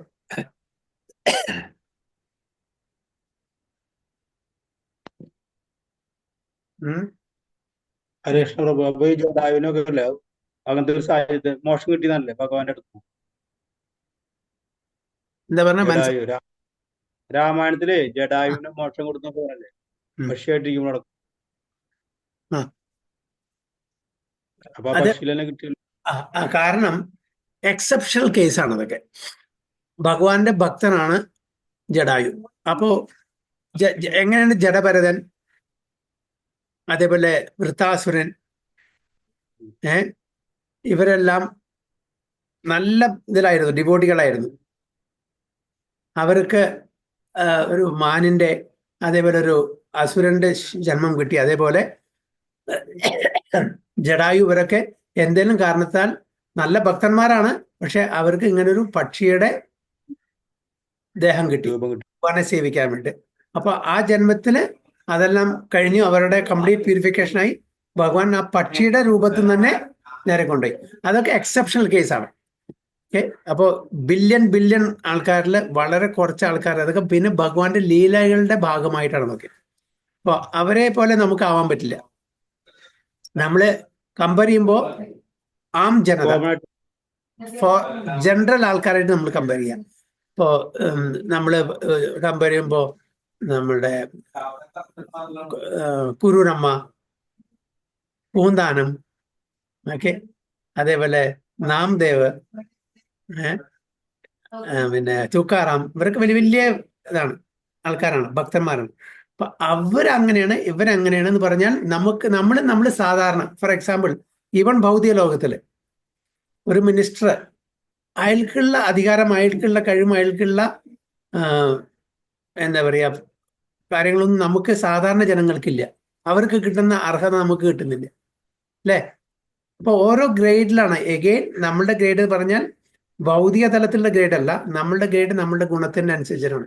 അപ്പൊ ഇത് ജനറൽ പബ്ലിക് 3 ഗുണത്തിലും അധീനമായി ജീവിക്കുന്ന ആൾക്കാരുടെ കാര്യമാണ്. അതിന് വ്യത്യാസമുണ്ട്. പക്ഷെ പൊതുവെ ഇതെല്ലാം 3 ഗുണത്തിന്റെ അധീനത്തിൽ. ഇവരെല്ലാം 3 ഗുണത്തിന് പരയാണ്, അതിന് മീതെയാണ്. അപ്പൊ അവരൊക്കെ ഭഗവാന്റെ ലീലകളിൽ ഭാഗമാക്കാൻ വേണ്ടിയിട്ട് പല പല വേഷത്തിലും ഇതിലും വന്നിരിക്കുന്ന ആൾക്കാരാണ്.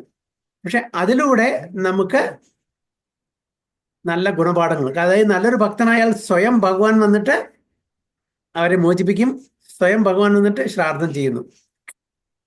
അല്ല, ഇതൊരു പാഠല്ലേ നമുക്ക്?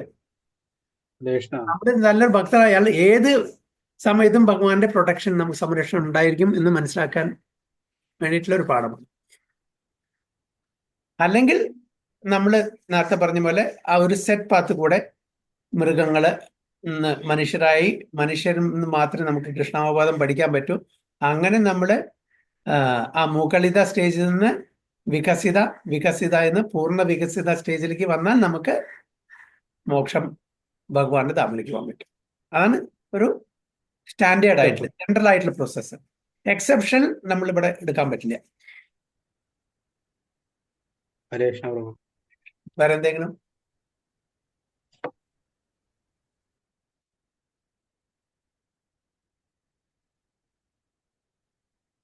അടുത്ത ശ്ലോകം 39. ആവൃതം ജ്ഞാനമേതേന ജ്ഞാനിനോ നിത്യ വൈരിണ കാമരൂപേണ കൗന്തേയ ദുഷ്പുരേണ നലേന ച. ആവൃതം ജ്ഞാനമേതേന ജ്ഞാനിനോ നിത്യ വൈരിണ കാമരൂപേണ കൗന്തേയ ദുഷ്പുരേണ നലേന ച. രശ്മിത മാതാജി.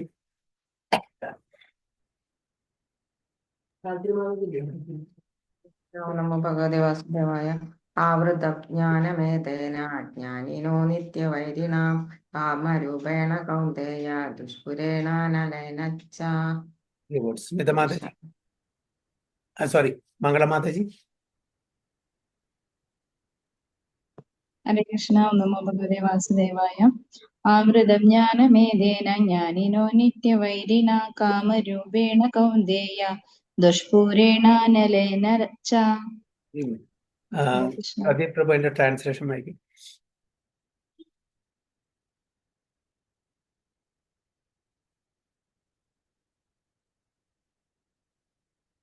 മ്യൂട്ടാണ്. ഹരേ കൃഷ്ണ പ്രഭു. ഒരിക്കലും തൃപ്തിപ്പെടുത്താനാവാത്തതും തീ പോലെ ആളിക്കത്തുന്നതും തന്റെ നിത്യശത്രുവുമായ കാമത്താൽ വിവേകശാലികളായ ജീവാത്മാക്കളുടെ വിശുദ്ധമായ അവബോധം ആവരണം ചെയ്യപ്പെട്ടിരിക്കുന്നു. ഹരേ Krishna. Thus the wise living entity's pure consciousness becomes covered by his eternal enemy in the form of lust, which is never satisfied and which burns like fire. അപ്പൊ നമ്മളുടെ അവബോധത്തിനെ എന്ത് സാധനം കൊണ്ട്, എന്ത് കാരണം കൊണ്ടാണ് എന്താണ് ആവരണപ്പെട്ടിരിക്കുന്നത്? Thus the wise living entities, wise, നമ്മൾ ഇവിടെ ഉണ്ടോ അണ്ടർലൈൻ ചെയ്യണം. വൈസ് എന്താണ്? വയസ്സ് പറഞ്ഞ എന്താണ്? ബുദ്ധിമാന്മാരായിട്ടുള്ള നമ്മളുടെ പ്യുവർ കോൺഷ്യസ്നെസ്. പ്യുവർ ആണത് ആക്ച്വലി, നമ്മുടെ കോൺഷ്യസ് പ്യുവർ. പക്ഷെ അതിനെ എന്തുകൊണ്ട് ആവരണം ചെയ്തിരിക്കുന്നു? കാമം കൊണ്ട്. In the form of lust. മറ്റവർക്കോ അവർ വയസ്സല്ല, നമ്മളെപ്പോലെ വയസ്സല്ല, നമ്മളെപ്പോലെ ബുദ്ധിയില്ല അവർക്ക്. മൃഗങ്ങൾക്കും മരങ്ങൾക്കും ബുദ്ധി ഇല്ല എന്നല്ല പറയണത്, നമ്മളെപ്പോലെ മനുഷ്യർക്കുള്ള പോലെ ബുദ്ധി അവർക്കില്ല.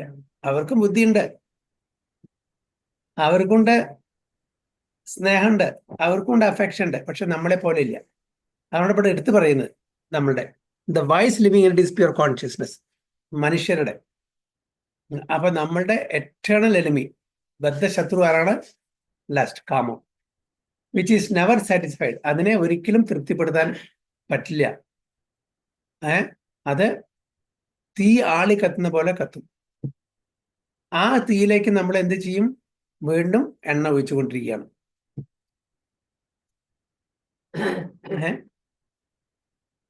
എന്താണ് ഉദാഹരണം? ആളി കത്തുന്ന തീയിലേക്ക് വീണ്ടും എണ്ണ ഒഴിച്ചു കൊടുക്കുക എന്ന് പറഞ്ഞാൽ എന്താണ്? സൈക്കിളിലെ ആൾക്കാർ മോട്ടോർ ഓടിക്കാം, മോട്ടോർ സൈക്കിൾ ഓടിക്കാം, മോട്ടോർ സൈക്കിൾ ആൾ കാർ ഓടിക്കാം, കാർ മേടിച്ചാൽ ബെൻസ് മേടിക്കാം, അതിലും കൂടി മേടിക്കാം.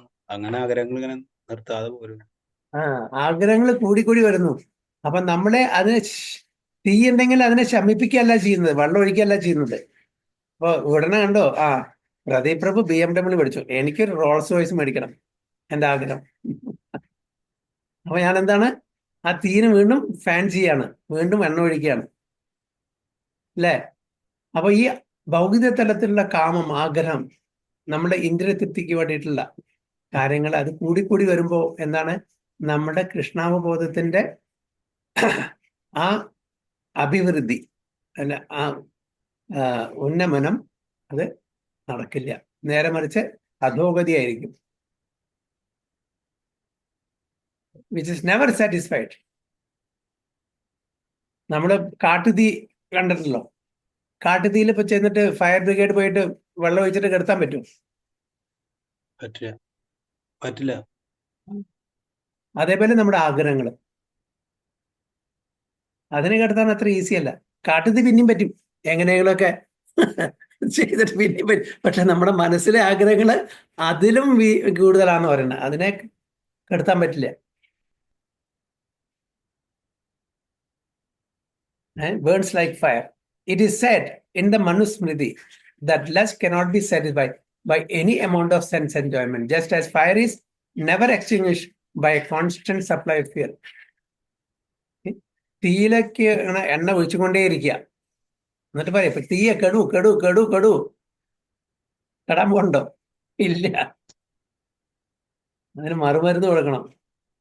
In the material world, the center of all activity is sex, and thus this material world is called Maithuna Agara or the shackles of sex life. അപ്പൊ ഭൗതിക ലോകത്തില് എന്താണ്? സെക്സ് ലൈഫാണ് നമ്മളെ കൂടുതൽ ഇവിടെ എല്ലാവരും 99.99% ആൾക്കാരെയും ഇവിടെ ബന്ധിപ്പിക്കുന്നത്. ആ ഒരു കാമത്തിൽ നിന്ന് മുക്തി നേടാൻ വളരെ വളരെ ബുദ്ധിമുട്ടാണ്.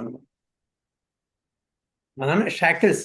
നമ്മളൊരു ഒരു കുറ്റവാളിയെ കൈച്ചങ്ങല കാൽച്ചങ്ങലൊക്കെ ഇട്ടിട്ട് കൊണ്ടുപോകുന്നില്ലേ, ബന്ധിക്കുന്നില്ലേ?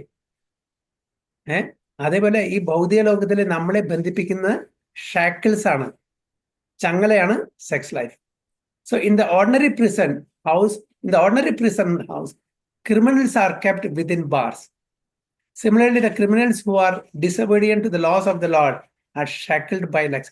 അത് വളരെ ബ്യൂട്ടിഫുൾ ആയിട്ട് പറഞ്ഞിട്ട് ഇവിടെ പ്രഭുപാദേ, വളരെ ബ്യൂട്ടിഫുൾ ആയിട്ട് അല്ലേ? ഇൻ ദ ഓർഡിനറി പ്രിസൺ, അത് സാധാരണ ജയിലുകളിൽ കുറ്റക്കാരെ എങ്ങനെയാണ്? Behind the bars, within the bars, ജയിലിന്റെ ഉള്ളില് ആ ഒരു പരിമിതി മാത്രമേ ഉള്ളൂ. ആ എന്താ പറയുക, അഴിക്ക് അപ്പുറത്തേക്ക് അവർക്ക് അടക്കാൻ പറ്റില്ല. അതേപോലെ the criminals who are disobedience to the laws of Lord, ഭഗവാന്റെ നിയമങ്ങൾക്ക് വിപരീതമായിട്ട് ജീവിക്കുന്ന ആൾക്കാരെ അവരെ എങ്ങനെയാണ് ഇവിടെ ബന്ധിപ്പിച്ചിരിക്കുന്നത്? ബ്യൂട്ടിഫുൾ ആയിട്ട് പറഞ്ഞിട്ടുണ്ട്, ഷാക്കിൾ ബൈ സെക്സ് ലൈഫ്.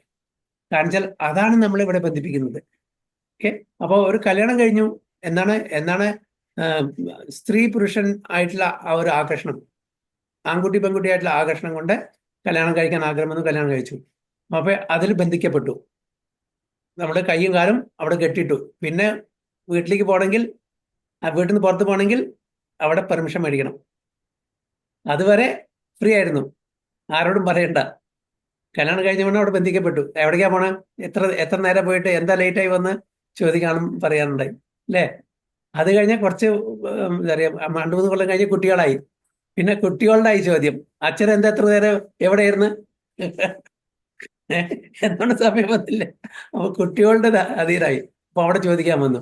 അപ്പൊ അവിടെ നമ്മളുടെ ഈ കെട്ട് കൂടി വരാം. ആദ്യം ഭാര്യ അല്ലെങ്കിൽ ഭർത്താവ്, പിന്നെ മക്കള്, അപ്പൊ ഈ നമ്മള് ഒരു രണ്ട് നൂലിട്ട് കെട്ടിയാൽ ഒരു കെട്ടിട്ടു, 2 കെട്ടിട്ടു, 3 കെട്ടിട്ടു, അങ്ങനെ കെട്ട് കൂടി വരികയാണ് ബന്ധനങ്ങള്.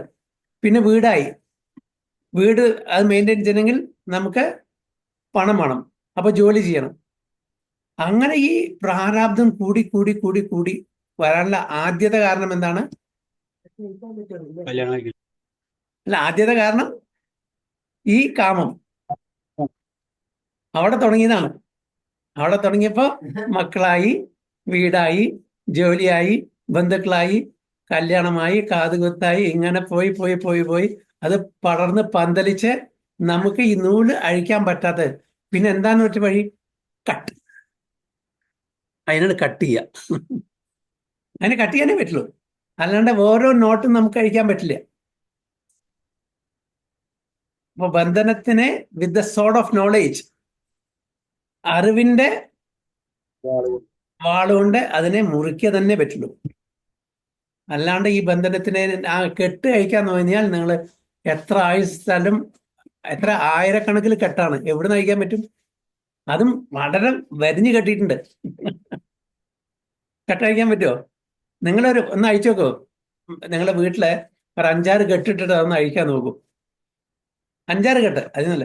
പക്ഷെ ഇവിടെ ഞാൻ പറയുന്ന 5-6 കെട്ടില്ല, ആയിരക്കണക്കിന് കെട്ടുകളാണ് നമ്മൾ കെട്ടിയിരിക്കുന്നത്, ബന്ധനത്തിൽപ്പെട്ടിരിക്കുന്നത്.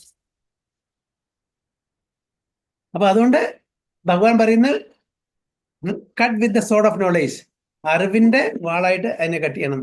So in the ordinary prison house, okay, ഇത് പറഞ്ഞത്. Similarly, the criminals who are disobedient to the laws of Lord are shackled by sex life. Advancement of material civilization on the basis of sense gratification means increasing the duration of the material existence of a living entity. അപ്പോൾ modern civilisation, material സിവിലൈസേഷന്റെ advancement എന്താണ് നമുക്ക് ഉണ്ടാക്കി തരുന്നത്? നമ്മളുടെ ഭൗതിക ലോകത്തിലെ ജീവിത ദൈർഘ്യം കൂട്ടുക. ഇപ്പൊ നമ്മൾ മനുഷ്യൻ അല്ലേ, അത് കഴിഞ്ഞാൽ വേറെ എന്തെങ്കിലും ദേഹം കിട്ടും.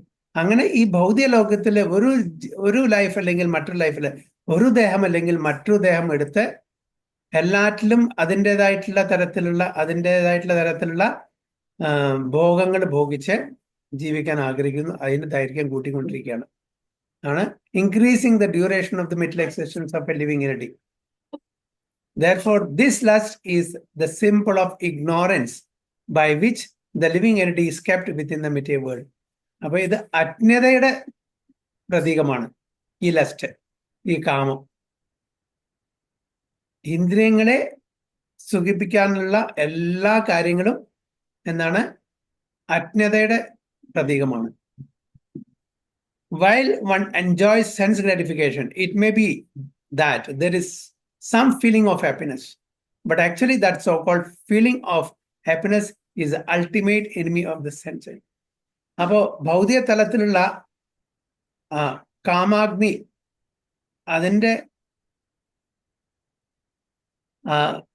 സാറ്റിസ്ഫാക്ഷൻ എന്ന് പറഞ്ഞാൽ ജസ്റ്റ് ഫ്ലിക്കറിങ് ഹാപ്പിനെസ്.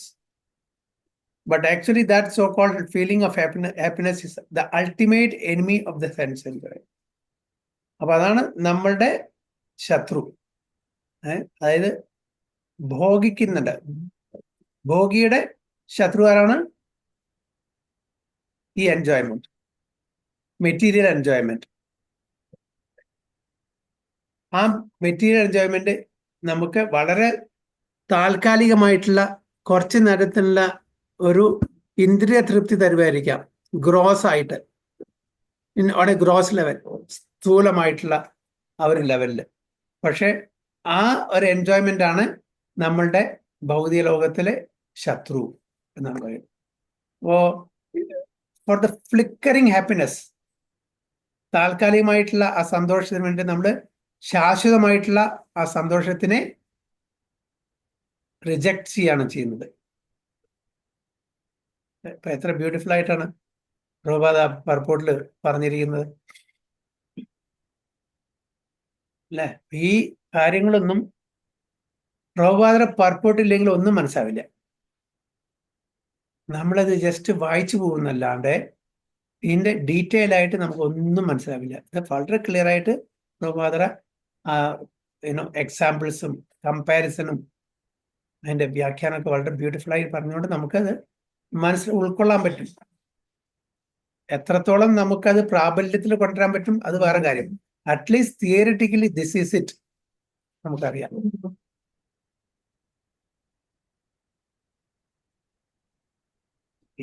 എന്തെങ്കിലും എനി ക്വസ്റ്റ്യൻസ്? ഹരേഷ്ണ പ്രഭു, പക്ഷെ ഈ പ്രകൃതി നിലനിൽക്കണമെങ്കിൽ ഇത് അത്യാവശ്യമല്ലേ ശരിക്കും? പ്രകൃതി നിലനിൽക്കണമെങ്കിൽ ഇതൊക്കെ അത്യാവശ്യമല്ലേ? പ്രകൃതി നിലനിൽക്കണമെങ്കിൽ പ്രകൃതി നമ്മളുടെ എത്രത്തോളം കാലം ഭഗവാന്റെ പ്രീതിക്ക് വിപരീതമായിട്ട് നമ്മൾ ആസ്വദിക്കാൻ നമ്മൾ ആഗ്രഹിക്കുന്നു അത്രത്തോളം കാലം പ്രകൃതി ഉണ്ടായിരിക്കും.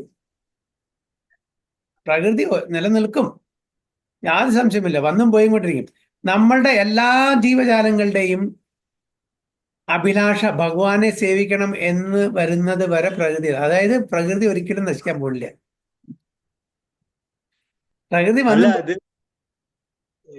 ഇപ്പൊ സന്യാസികൾക്ക് തന്നെ പറയാന്ന് വെച്ചിട്ടുണ്ടെങ്കിൽ അവർക്ക് ഏക ആശ്രയം ധർമ്മത്തിന് ചില ധർമ്മം പ്രചരിപ്പിക്കുന്ന ഏക ആശ്രയിച്ചാൽ ഗൃഹസ്ഥാശ്രമം എന്ന് പറയുന്നുണ്ട്.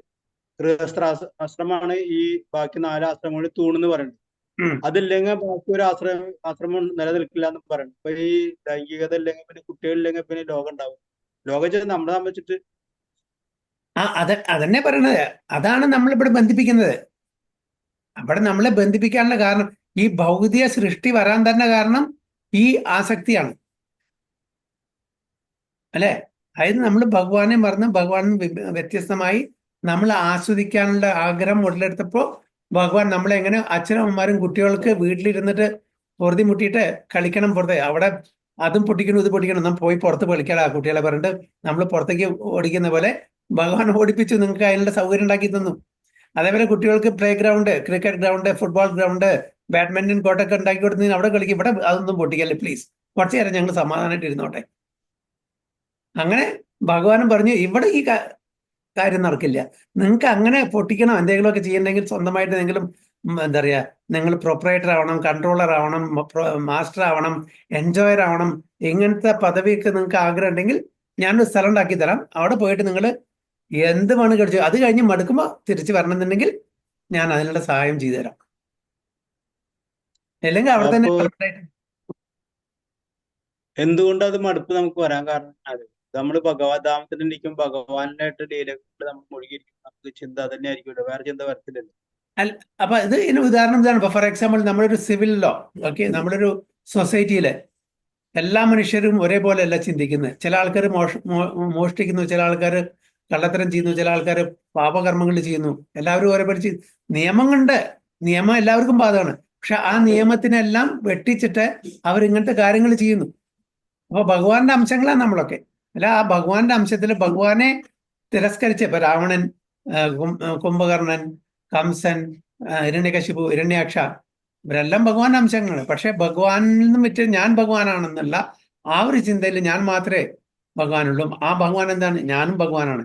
അപ്പൊ അങ്ങനെ ഒരു ആഗ്രഹം ഫ്രീഡം കാരണം, മെയിനായിട്ട് ഒരു ഫ്രീ വില്ല്. ഇപ്പൊ ഞാൻ പറഞ്ഞ ഫോർ എക്സാമ്പിൾ വീട്ടില് നമ്മുടെ മക്കൾക്ക് ഫ്രീ വില്ല് കൊടുക്കുക, നിങ്ങൾക്ക് എന്ത് വേണമെങ്കിൽ ചെയ്തോളൂ എന്നൊരു ഇത് പറയുകയാണെങ്കിൽ നമ്മൾ വിചാരിച്ച പോലെ കുട്ടികൾ പെരുമാറുമോ? നടക്കുമോ? ഫ്രീ വില്ല് കൊടുക്കുകയാണ്. ഈ നിങ്ങൾക്ക് എന്ത് വേണമെങ്കിൽ ചെയ്യാം, അതിനുള്ള സ്വാതന്ത്ര്യം നിങ്ങൾക്ക് തരികയാണ്, മക്കൾക്ക് തരണം. മക്കള് എങ്ങനെ പോകും എന്നാണ് പ്രഭുവിന്റെ അഭിപ്രായം?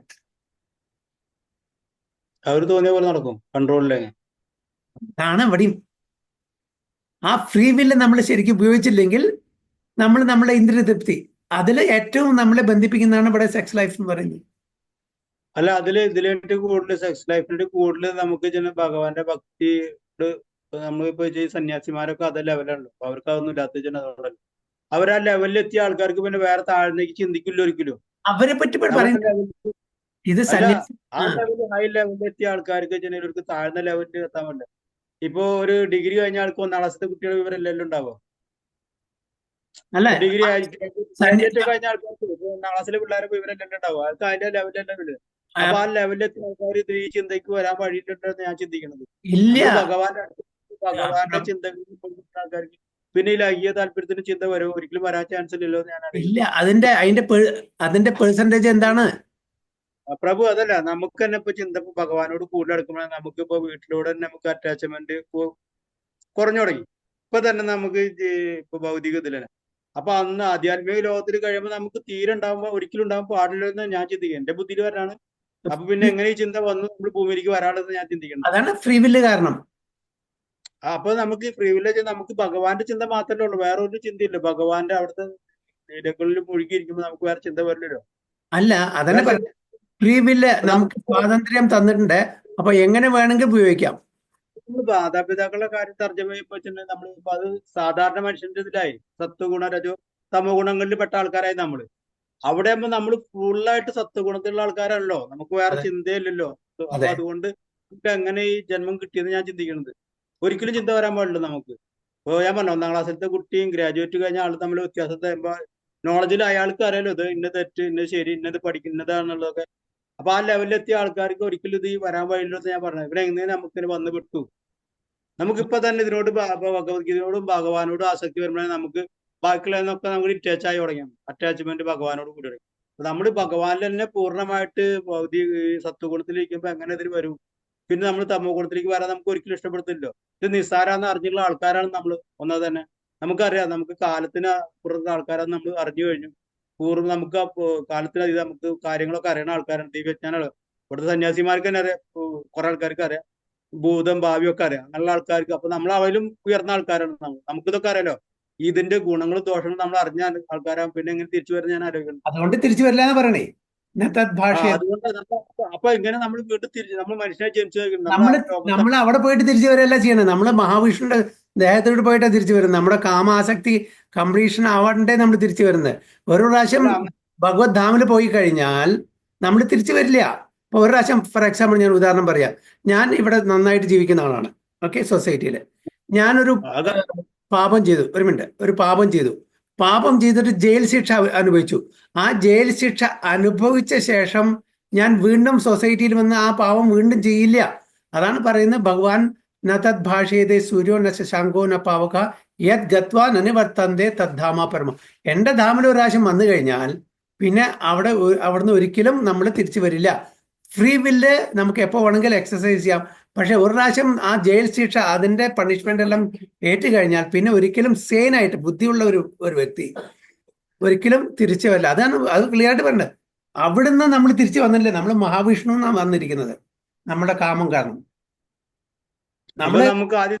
അപ്പൊ നമുക്ക് പ്രഭു നമുക്കപ്പൊ സൃഷ്ടിക്കുമ്പോൾ നമ്മള് ഭഗവാന്റെ അടുത്ത് ഇരുന്നല്ല ആദ്യം പറഞ്ഞു. നമ്മൾ തീയിലുണ്ടായിരുന്ന തീപ്പൊരി പോലെയായിരുന്നു. അതിൽ നിന്ന് വിട്ടപ്പോഴേ നമുക്ക് ഇതൊക്കെ വന്നത്. ഭഗവാന്റെ പറഞ്ഞ മഹാവിഷ്ണു. അതന്നെ ഭഗവാന്റെ മഹാവിഷ്ണു ഭഗവാനല്ലേ. അതെ. അപ്പൊ നമുക്ക് എന്തുകൊണ്ട് പിന്നെ അവിടുന്ന് വിട്ടു വന്നു? അവിടെ നമുക്ക് ചെയ്തൊന്നും ഇല്ലല്ലോ. നമ്മൾ ഇവിടെ വന്നപ്പോഴല്ലേ പാപകർമ്മങ്ങളൊക്കെ നമ്മൾ. രണ്ട് ടൈപ്പുള്ള ആത്മാക്കളുണ്ട്. ബദ്ധാത്മാക്കള്, മുക്താത്മാക്കള്. നമ്മളെല്ലാം ബദ്ധാത്മാക്കളാണ്. ആ ബദ്ധാത്മാക്കളാണ് ഈ ഭൗതിക ലോകത്തിൽ വരുന്നത്. മുക്താത്മാക്കൾ എപ്പോഴും അവിടെ തന്നെയാണ്. അത് 3/4 ആണ്, ഇത് 1/4 ആണ്. അപ്പൊ നമ്മളെ എപ്പോ പ്യൂരിഫൈ ചെയ്യുന്നു, പ്യൂരിഫൈ ചെയ്ത് നമ്മൾ ഭഗവത് ധാമിൽ പോയോ പിന്നെ അവിടുന്ന് ഒരു റിട്ടേൺ ഇല്ല. വൺ വേ സിംഗിൾ ടിക്കറ്റിലാ പോവുക. പിന്നെ അവിടുന്നില്ല, അവിടെ പ്യൂർ മാത്രമേ ഉള്ളൂ. അതാണ്. അപ്പൊ നമ്മള് ബദ്ധാത്മാക്കളാണ്. ബദ്ധാത്മാക്കൾ എപ്പോഴും ഈ ഭൗതിക ലോകത്തിലാണ്. പ്യൂരിഫിക്കേഷൻ ആവുന്നത് വരെ. അത് കഴിഞ്ഞാൽ പിന്നെ നമ്മൾ എപ്പോഴും ഭഗവാന്റെ ധരിക്കും. പിന്നെ അവിടുന്ന് ഒരു റിട്ടേൺ ടിക്കറ്റ് ഇല്ല. അപ്പൊ ഭഗവാനെ നമ്മൾ എപ്പം മുഖം തിരിച്ചു നിന്നോ, അപ്പൊ ഈവൻ മഹാവിഷ്ണുവിന്റെ ആ സമയത്തും നമുക്ക് പ്യൂരിഫൈ ചെയ്യാനുള്ള ഒരു ഇതുണ്ട്. പക്ഷെ എപ്പോഴും ആ കാമവാസന കാരണം നമ്മൾ ഭൗതിക ലോകത്തിലേക്ക് വരുന്നു. ഈവൻ ഈ അതല്ലേ പ്രഭുപാദ പറയുന്ന ഖട്വാംഗ മഹാരാജാവിന്റെ ഒരു ഇത്. ഖട്വാംഗ മഹാരാജാവ് ദേവന്മാർക്ക് വേണ്ടിയിട്ട് ഫൈറ്റ് ചെയ്യാൻ പോയിട്ട് പറഞ്ഞു, എന്താ പറയാ, ഞങ്ങൾ വളരെ സന്തോഷമുണ്ട്, ഞങ്ങൾ വളരെ സഹായിച്ചു, അതുകൊണ്ട് എന്താണ് അനുഗ്രഹം വേണ്ടത്? എനിക്ക് ഒരു അനുഗ്രഹം വേണ്ട, ഒരു കാര്യം മാത്രമേ അറിയണ്ടൂ, എനിക്ക് ഇനി ലൈഫ് എത്ര ബാക്കിയുണ്ട്, അപ്പൊ ഒരു മുഹൂർത്തം എന്ന് പറഞ്ഞു. അപ്പൊ ആ ഒരു മുഹൂർത്തം വളരെ എല്ലാം വിട്ട് മറന്ന് ഇന്റൻസ്ലി അദ്ദേഹം ഭഗവാനെ ഓർത്തു, ഭഗവാൻ ധാമിൽ പോയി. അപ്പൊ ഒരു മിനിറ്റ് മതി നമുക്ക്, പക്ഷെ നമ്മൾ ചെയ്യുന്നില്ല. ഇപ്പോഴും നമുക്കറിയാം, ഒറ്റ സെക്കൻഡ് മതി. നമ്മളുടെ ഭാര്യ, ഭർത്താവ്, സ്വത്ത്, കുട്ടികളെ, മറ്റത്, അതിനുള്ള ആസക്തി ഇല്ല, തീർന്ന് നമുക്കറിയാം 100%. എന്നാലും നമ്മൾ ചെയ്യുന്നില്ല. അപ്പൊ പിന്നെ ഭഗവാൻ എങ്ങനെ കുറ്റം പറയാം? നമ്മൾ ഇരിക്കുന്ന ആൾക്കാർക്ക് തത്വത്തിൽ അറിയാം, പക്ഷെ നമ്മൾ വിടുന്നുണ്ട്. നമ്മളുടെ എൻ്റെ എന്നുള്ള ആ ഒരു ഈഗോ വിടുന്നില്ല എപ്പോഴും. അപ്പൊ ഇതെപ്പോ ഈഗോ എപ്പോ നശിക്കുന്നു, അപ്പൊ മാത്രം പ്യൂർ ആയിട്ടുള്ള ഫോമിൽ നമുക്ക് ഭഗവത് ധാമിൽ പോകാൻ പറ്റും. ഭഗവത് ധാമിൽ പോയി കഴിഞ്ഞാൽ അവിടുന്ന് തിരിച്ച് റിട്ടേൺ ഇല്ല. That's for sure. അതാണ് വളരെ ക്ലിയർ ആയിട്ട് പറയുന്നുണ്ട്. യത് ഗത്വ ന നിവർത്തന്തെ തദ്ധാമ പരമമ. ഒരു പ്രാവശ്യം എൻ്റെ ധാമിൽ എത്തിക്കഴിഞ്ഞാൽ പ്യുവറായിട്ട് പിന്നെ തിരിച്ച് ഈ ഭൗതിക ലോകത്തിലേക്ക് വരേണ്ട ആവശ്യമില്ല എന്ന് ക്ലിയർ ആയിട്ട് പറയുന്നുണ്ട്. 2 ശ്ലോകത്തിൽ പറയുന്നുണ്ട് ഭഗവത്ഗീതയിൽ തന്നെ. യത് ഗത്വ അനനിവർത്തന്തി. അപ്പൊ നമ്മളുടെ പ്യൂരിഫിക്കേഷൻ ഉള്ള ഒരു ഏരിയ ആണ്. അപ്പൊ ഒരു ജയിൽ എന്തിനാണ്? റിഫോർമേഷൻ വേണ്ടിയിട്ടാണ്. ജയിൽ ആക്ച്വലി എന്താണ്? പണിഷ്മെന്റ് ആണെങ്കിലും കൂടിയിട്ട് ഒരു ഗവൺമെന്റ് അങ്ങനത്തെ കുറ്റവാളികൾക്ക് കൊടുക്കുന്ന ഒരു അവസരമാണ്, അവരെ റിഫോം ചെയ്യാനുള്ള ഒരു അവസരമാണ്. അത് ഈ ജയില്, ഈ ഭൗതിക ലോകം എന്ന് പറഞ്ഞാൽ നമ്മളെ പ്യൂരിഫൈ ചെയ്യാൻ വേണ്ടിയിട്ടുള്ള ഒരു സ്ഥലമാണ് ഭഗവാൻ നമുക്ക് തന്നിരിക്കുന്നത്. അത്രേ ഉള്ളൂ. അപ്പോൾ വളരെ സിമ്പിളായിട്ട് ഒരു സൊസൈറ്റി, ഒരു ജയില്, ആ ഒരു കൺസെപ്റ്റ് എടുത്താൽ മതി. സൊസൈറ്റിയിൽ നമ്മൾ എന്തെങ്കിലും പാപങ്ങൾ ചെയ്തിട്ട് ചെയ്യുകയാണെങ്കിൽ ജയിലിൽ പോയിട്ട് വരും. ജയിലിൽ നല്ല പ്രവൃത്തി, നല്ല റിഫോർമേഷൻ ചെയ്ത് നല്ല എന്താ പറയുക കാര്യങ്ങളൊക്കെ ചെയ്താൽ അവരെ തിരിച്ച് വീണ്ടും സൊസൈറ്റിയിൽ. വീണ്ടും അങ്ങനത്തെ ഒരു പ്രവൃത്തി ബുദ്ധിയുള്ള ഒരു വ്യക്തിയും ചെയ്യില്ല വീണ്ടും ജയിലിലേക്ക് പോകാൻ വേണ്ടിയിട്ട്. അത്രയും കൊടും ക്രൂരത പണിഷ്മെന്റ് ആണ് ഇന്നത്തെ കാലത്ത് ജയിലല്ല പറഞ്ഞത്. ഈ മെറ്റീരിയൽ വേൾഡിലുള്ള ആ ഒരു ബ്രൈബ് ചെയ്തിട്ടുള്ള കാര്യമല്ല പറയണത്, ശരിക്കുള്ള പണിഷ്മെന്റ് കാര്യം, രാജാക്കന്മാരുടെ ശരിക്കുള്ള നീതിന്യായ വ്യവസ്ഥ നടക്കുന്ന കാര്യമാണ് പറയുന്നത്. അപ്പൊ ബ്രൈബ് ചെയ്തിട്ട് പണം കൊടുത്തിട്ട് ആൾക്കാരെ വശീകരിച്ച് ചെയ്തിട്ടുള്ള കാര്യമല്ല പറയുന്നത്, ശരിക്കുള്ള നിയമം നടപ്പാക്കുന്ന കാര്യത്തിന്റെ കാര്യങ്ങളാണ് ഞാൻ പറയുന്നത്. അപ്പൊ അതുകൊണ്ട് വളരെ ക്ലിയർ ആണ്, ദിസ് പ്ലേസ്, ഈ സ്ഥലം പ്യൂരിഫിക്കേഷൻ, റിഫോം ചെയ്യാൻ വേണ്ടിയിട്ടുള്ള സ്ഥലമാണ്. ഭഗവാന്റെ ധാമിലെത്തി കഴിഞ്ഞാൽ പിന്നെ നമ്മൾ ഒരിക്കലും ഒരു പ്രാവശ്യം നമ്മൾ പണിഷ്മെന്റ്, ഒരു പ്രാവശ്യം ഇപ്പോൾ ഞാൻ ഫോർ എക്സാമ്പിൾ ഞാൻ മോഷണം ചെയ്തു, ഓക്കെ, ഒരു 1000 രൂപ ഞാൻ മോഷിച്ചു, എന്നെ പോലീസ് പിടിച്ചു, എന്നെ രാവിലെ മുതൽക്ക് വൈകുന്നേരം വരെ ചാട്ടാവാറിട്ട് അടിക്കുകയാണ് ഒരു മാസം. ആ ഒരു പണിഷ്മെന്റ് എനിക്ക് തരാണെങ്കിൽ പിന്നെ അത് കഴിഞ്ഞിട്ട് എന്നെ പുറത്ത് വന്ന് ഞാൻ 1000 രൂപ പിന്നെ മോഷ്ടിക്കോ? ബുദ്ധിസ്ഥിരതയുണ്ടെങ്കിൽ മോഷ്ടിക്കോ? ഇല്ല. അതന്നെ പറയണത് ഭഗവാനും. അപ്പൊ ഇവിടെ ഇത്രയും ദുഃഖാലയം ആശ്വാസം, ഇത്രയും ദുഃഖഭരിതമായിട്ടുള്ള ക്ലേശങ്ങൾ നിറഞ്ഞിട്ടുള്ള ഈ ഭൗതിക ലോകത്തില് നമ്മൾ ഇങ്ങനെ ജീവിച്ചു കഴിഞ്ഞാൽ, വൈകുണ്ഠം കിട്ടിക്കഴിഞ്ഞാൽ പിന്നെ എങ്ങനെ ഇതിനെ പറ്റി ആലോചിക്കുക? ഡെയിലി രാവിലെ മുതൽക്ക് വൈകുന്നേരം വരെ ചാട്ടവാറ് കൊണ്ട് അടിക്കുന്നത് ഒരു മാസം അടിച്ചാൽ ആ ഒരു പണിഷ്മെന്റ് കിട്ടിയ ഒരാൾ എങ്ങനെ വീണ്ടും ആ തെറ്റ് വീണ്ടും ചെയ്യില്ല. അതാണ് ഭഗവാൻ അടിവരായിട്ട് പറയുന്നുണ്ട്, തദ് ഭാഷയതേ സൂര്യോ ന ശശാങ്കോനോ പാവക യത് ഗത്വ ന നിവർത്തന്തി തദ്ധാമ പരമമ. അപ്പൊ ഇത് നമ്മുടെ ഒരു പ്യൂരിഫിക്കേഷനുള്ള സ്ഥലമാണ്. നമ്മളെ ഭഗവാനെ പോലെ എൻജോയ് ചെയ്യാനും മാസ്റ്റർ ആവാനും പ്രൊപ്പറേറ്റർ ആവാനും കൺട്രോളർ ആവാനുള്ള ഒരു ആഗ്രഹം ഫ്രീ വില്ലിന്റെ അടിസ്ഥാനത്തിൽ നമുക്ക് ഉടലെടുത്തു. ശരി, ഓക്കെ, നോ പ്രോബ്ലം. പക്ഷെ അതിനെ പ്യൂരിഫൈ ചെയ്യാൻ വേണ്ടിയിട്ടുള്ള ഒരു അവസരം ഭഗവാൻ അതിന് ഒരുക്കി തന്നു. ആ അവസരം നമ്മൾ ശരിക്കും വിനിയോഗിച്ചിട്ട് തിരിച്ച് നമ്മുടെ സുധാമത്തിലേക്ക് പോവുകയാണ്. ഒരു മിനിറ്റ് കേട്ടോ, ഒരു മിനിറ്റ്.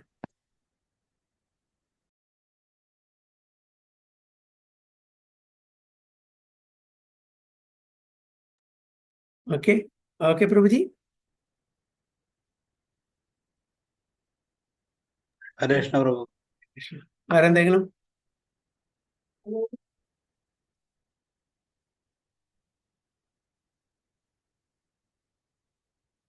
പിന്നെ വേറൊരു കാര്യം, ഈ ഭൗതിക ലോകം ഏകാംശേന സ്ഥിതോ ജഗത് എന്നാ പറയണത്. ജസ്റ്റ് അംശം. ഇപ്പോൾ ഫോർ എക്സാമ്പിൾ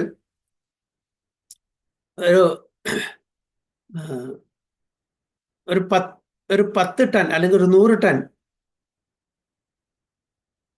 ഇതുണ്ട്, കടുക്, പ്രഭുവിന്റെ സ്റ്റോർ ഹൗസിൽ, വെയർ ഹൗസിൽ 100 ടൺ കടുക്. അതിൽ എത്ര കടുക് ഉണ്ടാവും?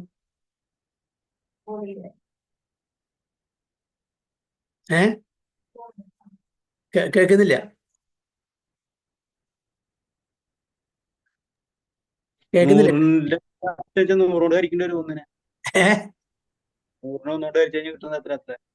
ഒരു ചാക്കിൽ എത്ര കടുക് ഉണ്ടാവും? 50. അപ്പൊ ഒരു വെയർ ഹൗസിലെ ഒരു സ്റ്റോറിലെ ഒരു 100 ടൺ ചാക്കുണ്ട് വിചാരിക്കുക. അറിയാൻ പറ്റും. അതൊന്നും ഒരു പിടി കടുക്കെടുത്തിട്ട് ഈ ഭൗതിക ലോകത്തിൽ ഇട്ടാൽ ആ വെയർ ഹൗസിൽ വല്ല കുറവും വരുമോ? കുറവ് വരത്തില്ല. ഒരു കുറവ് അല്ല. അറിയോ, ഒരു പിടി ഒരു പിടി കടുക്ക് അതെടുത്താൽ ഒരു 100 ടണ്ണിന് നമ്മൾ മാറ്റി വെച്ചാൽ വല്ല. അതേപോലെ ഭഗവാൻ ഒരു പിടി കടുക്, അതായത് ഇങ്ങനെ ഭഗവാന്റെ നിന്നും വ്യത്യസ്തമായി സ്വന്തം ആഗ്രഹിച്ച് ജീവിക്കാൻ ആഗ്രഹിക്കുന്ന കുറച്ച് ആൾക്കാർ, ഒരു പിടി ആൾക്കാരെ ഇവിടെ ഭൗതിക ലോകത്തിൽ കൊണ്ടുവന്നിട്ടു. അത്രേ ഉള്ളൂ. ഭഗവാനൊരു പ്രശ്നമില്ല. അവരുടെ യോഗ്യത വരട്ടെ, തിരിച്ചു വന്നോളൂ. അത്രേ ഉള്ളൂ. അതാണ് ആധ്യാത്മിക ലോകം ഭൗതിക ലോകം തമ്മിലുള്ള വ്യത്യാസം. ഏകാംശേന ഒരു ഫ്രാഗ്മെന്റൽ പാർട്ടാണ് ഈ ഭൗതിക ലോകം. അപ്പൊ അവിടെ എന്ന് പറഞ്ഞാൽ അത്രയും ഭക്തന്മാരെ എല്ലാം മുക്താത്മാക്കളാണ്. ഇവിടെ ഒരു പിടി കടുക് മണി വീണ പോലെ. നമ്മൾ ചിലപ്പോൾ ട്രാൻസ്പോർട്ടേഷൻ ചെയ്യുമ്പോൾ കുറച്ച് വെള്ളം വലിച്ചു പോകുന്നു, അല്ലെങ്കിൽ കുറച്ച് കടുക് മണി വീണ് പോകുന്നു, അതേപോലെ ഉള്ളൂ. അതാണ് നമ്മുടെ സ്ഥിതി ഇവിടെ ഈ ഭൗതിക ലോകം. പക്ഷെ ഈവൺ അവരെയും കൂടിയും ഭഗവാൻ അവരെയും കൂടി അത്രയും പ്രിയപ്പെട്ടതായിട്ട് കാണുന്നു. അവരെയും കൂടി തിരിച്ചു വിളിക്കാൻ ഭഗവാൻ ആഗ്രഹിക്കുന്നു. അതിനുവേണ്ടിയാണ് ഈ ഭൗതിക ലോകത്തിൽ പല വേഷത്തിലും പല സമയത്തും ഭഗവാനോട് അവതരിക്കുന്നു. ഡയറക്റ്റ്ലിയും ഇൻഡയറക്റ്റ്ലിയും നമുക്ക് ഇൻസ്ട്രക്ഷൻ തരുന്നു. എന്നിട്ടും ഈ മരമണ്ടയിൽ നമ്മളെ ഒന്നും പോകുന്നില്ല. അല്ലേ? അതാണ് സംഗതി. ഓക്കെ, അപ്പൊ ഇനി അടുത്ത ശ്ലോകം 40 അല്ലേ?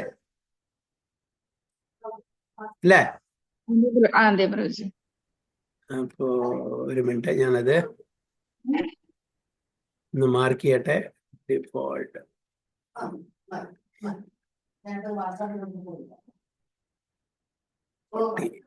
അടുത്ത ക്ലാസ്സിൽ 40.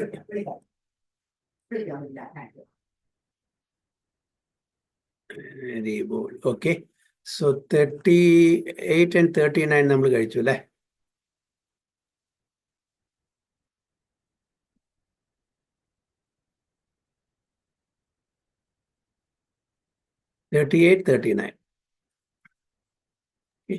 ഹരേ കൃഷ്ണ. സോവാഞ്ച കൽപ്പതരുഭ്യശ്ച കൃപാ സിന്ധുഭ്യഃ ച പതിതാനാം പാവനേഭ്യോ വൈഷ്ണവേഭ്യോ നമോ. अनंत कोटि वैष्णव की जय। श्री प्रभुपाद की जय। गुरु महाराज की जय। गो प्रेमानंद।